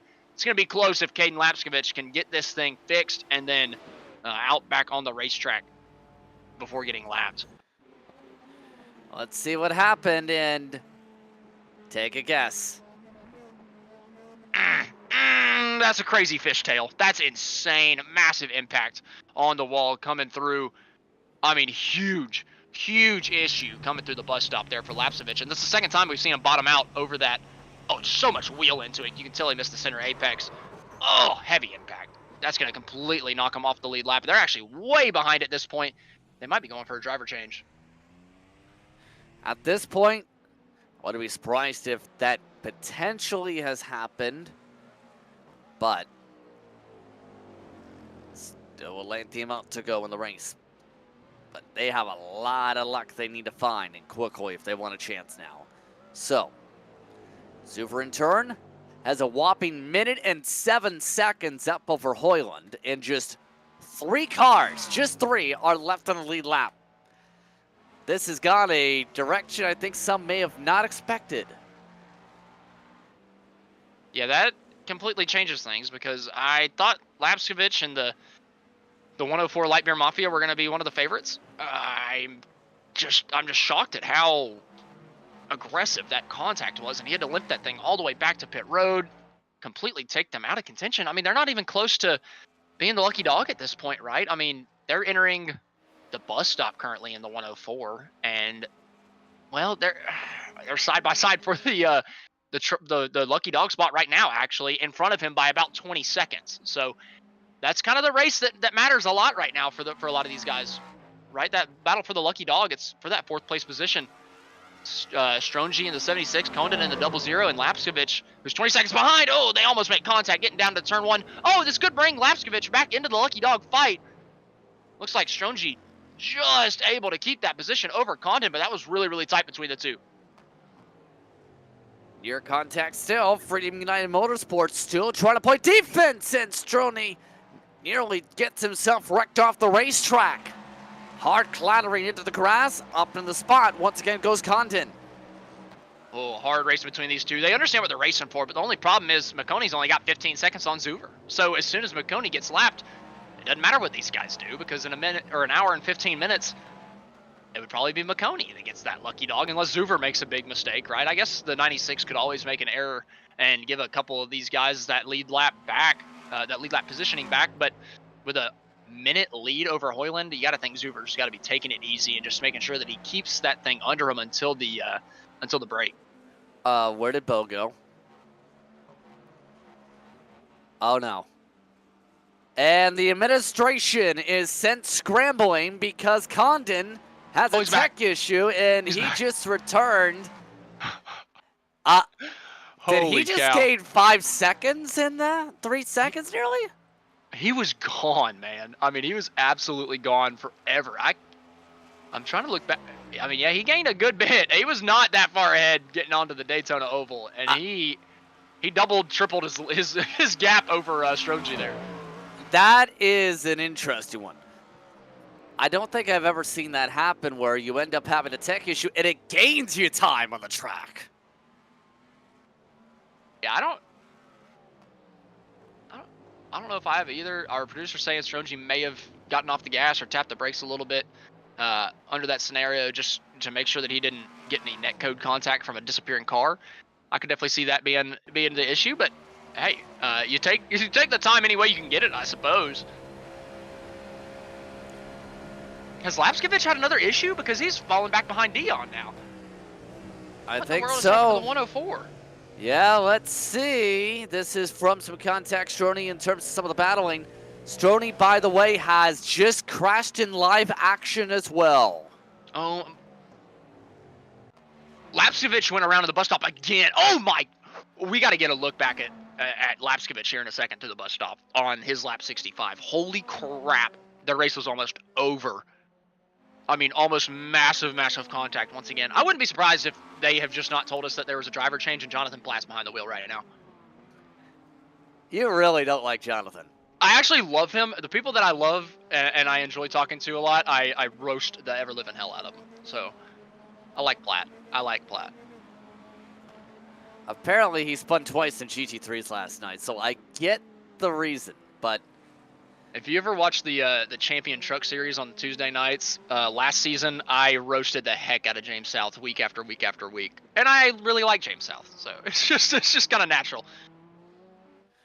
So, we're approaching the bus stop on the replay. So, you've seen it. Talk us through what the 104 did. He just went heavily into the bus stop, and oh man, I just can't even believe it. He comes out of the bus stop and just gets crazy loose and squirrely, and almost knocks down the fence once again. Luckily, he's able to spin it down to the inside of the racetrack though, and there was another car that just came by and almost bodied him. I mean, absolutely almost destroyed the rear end of the 104. We're going back to look at Stroni with his issue. Going down to turn 5, not surprised. Turn 5, just missing the braking zone a little bit, missing the turn-in point, and out into the outside wall. That's pretty heavy contact for a GTP. Like I said earlier, these things are not built to last. I mean, not at all. You breathe on them and a fender falls off. So, tough little break there, but somehow he hit the wall and the fender did not fall off. But there's still going to be pretty heavy damage on the left side. So, Zuvner seems to be the only one having a very calm time right now. Of note, though, no surprise, Hoyland is coming. It's a long way to get there, but he's gaining about 3 seconds a lap. Some of the circuits, on average, a second and a half. The past 5. Yeah, I think Zuvner, excuse me, goodness gracious, I think Zuvner's just taking care of it. He knows, all right, I've got an hour and 10 minutes to nurse this 1 minute lead. At this point, you just hold on to it and make sure you get to that changeover point. You make sure you get to that caution flag period where they throw the full course yellow, put one more guy on the lead lap, and I feel like Zuver is probably just trying to hold on to keep as many of the lap down cars behind him as possible so that they, there's less people for him to fight after the caution. But you really just want to hold on to that thing. Keep that thing clean, because if you make one big mistake, all of a sudden you let 3, you let 4 back on the lead lap instead, and you really don't want to let the 104 back on the lead lap, I don't think, because I think if they can just have a better second stint and start on the lead lap, they could have an opportunity to challenge the 96 of Zuver. But again, I think Zuver knows that, and they're just going to keep that thing clean, at least try to keep it clean to the end of the stage break. Remember, that's at the 3 hour to go mark. Well, we won't see the circumstance of what happens there. We'll see how the racing plays out. By the way, for those curious on manufacturer difference, we were talking about this before the race, where the top teams these days prefer the Acura in the biggest of the special events. It's been a bit more diverse when it comes to the field entries. After all, this is an event based in the U.S. in terms of a lot of its driver base. In turn, we see a lot of the Porsches, but also more so a lot of those Cadillacs. The Cadillacs have the most populace in the top 5, 1, 4, and 5 for anyone in a Caddy. Yeah, you told me to buy the wrong car. So, hey, the Cadillac sounds nice. I'm but just messing. Now, the Acura has been in the BOP, been statistically the quickest this year. That does make sense. Well, I'll probably never jump in one of these things anyway. So I like my NASCAR stuff, and I like my GT cars. The GT cars are fun, man. I'm a big fan of the GTs, but the GTPs they're cool. It's just like I said, they're built like paper mache. I mean, would you prefer them to be built like tanks? Once you hit the wall, you can handle it 25 times? Well, that is how the next gen, that's how the NASCAR cars are, and except for the suspension. And I think that those are a little bit too much. I feel like they should break a little bit easier, I suppose. I feel like there's like a happy medium, but as a driver, if it was real life, I would rather them break apart because I would rather, the car break instead of me. I mean, I will say this when it comes to the Cup car for the next gen. I seem to be the only one who manages to blow the motor every single time I'm in a crash. I don't get it. I rarely have that issue, so yeah, I would have to agree with you. You might be the only one that has that problem. I don't. It's rare for me to have an engine problem. I'll have like little suspension damage in the right front or whatnot, like if I tag the wall in the wrong spot. But I never really have like a fender flare up or an engine problem, especially. That's kind of shocking that you have that issue so frequently. Yeah, like, I'll put it this way. There's been a lot of incidents where you have a 10-car pileup. Yeah, people are over the radio saying, I got 20 seconds, I've got no damage, 30 seconds, maybe a minute. I'm the one who ends up with the 5 minutes somehow. I don't get it. Yeah, that's a little much. I'm glad that I don't have those same problems, to be honest, but I feel bad that you're the only one getting the short of the stick there. By the way, this is the battle for second a lap down. Stroni, and we haven't talked about Old Guy Racing League. Slowly, Dion's been trying to make up a lot for some time lost from the early going. Great recovery for the 10. Yeah, the 10 just trying to pick up spots as he goes, just recovering from the beginning of the race. Able to pick up a couple spots so far. Lapsevich kind of going backwards while Dion is being a little bit cleaner going forward ever since the beginning of this thing. So the 10 making up ground, still trying to fight for that 5th place position away from Stroni. Condon not too far up the road in the 00. First car 1 lap down. He's coming out of turn 4, so these guys coming into turn 3.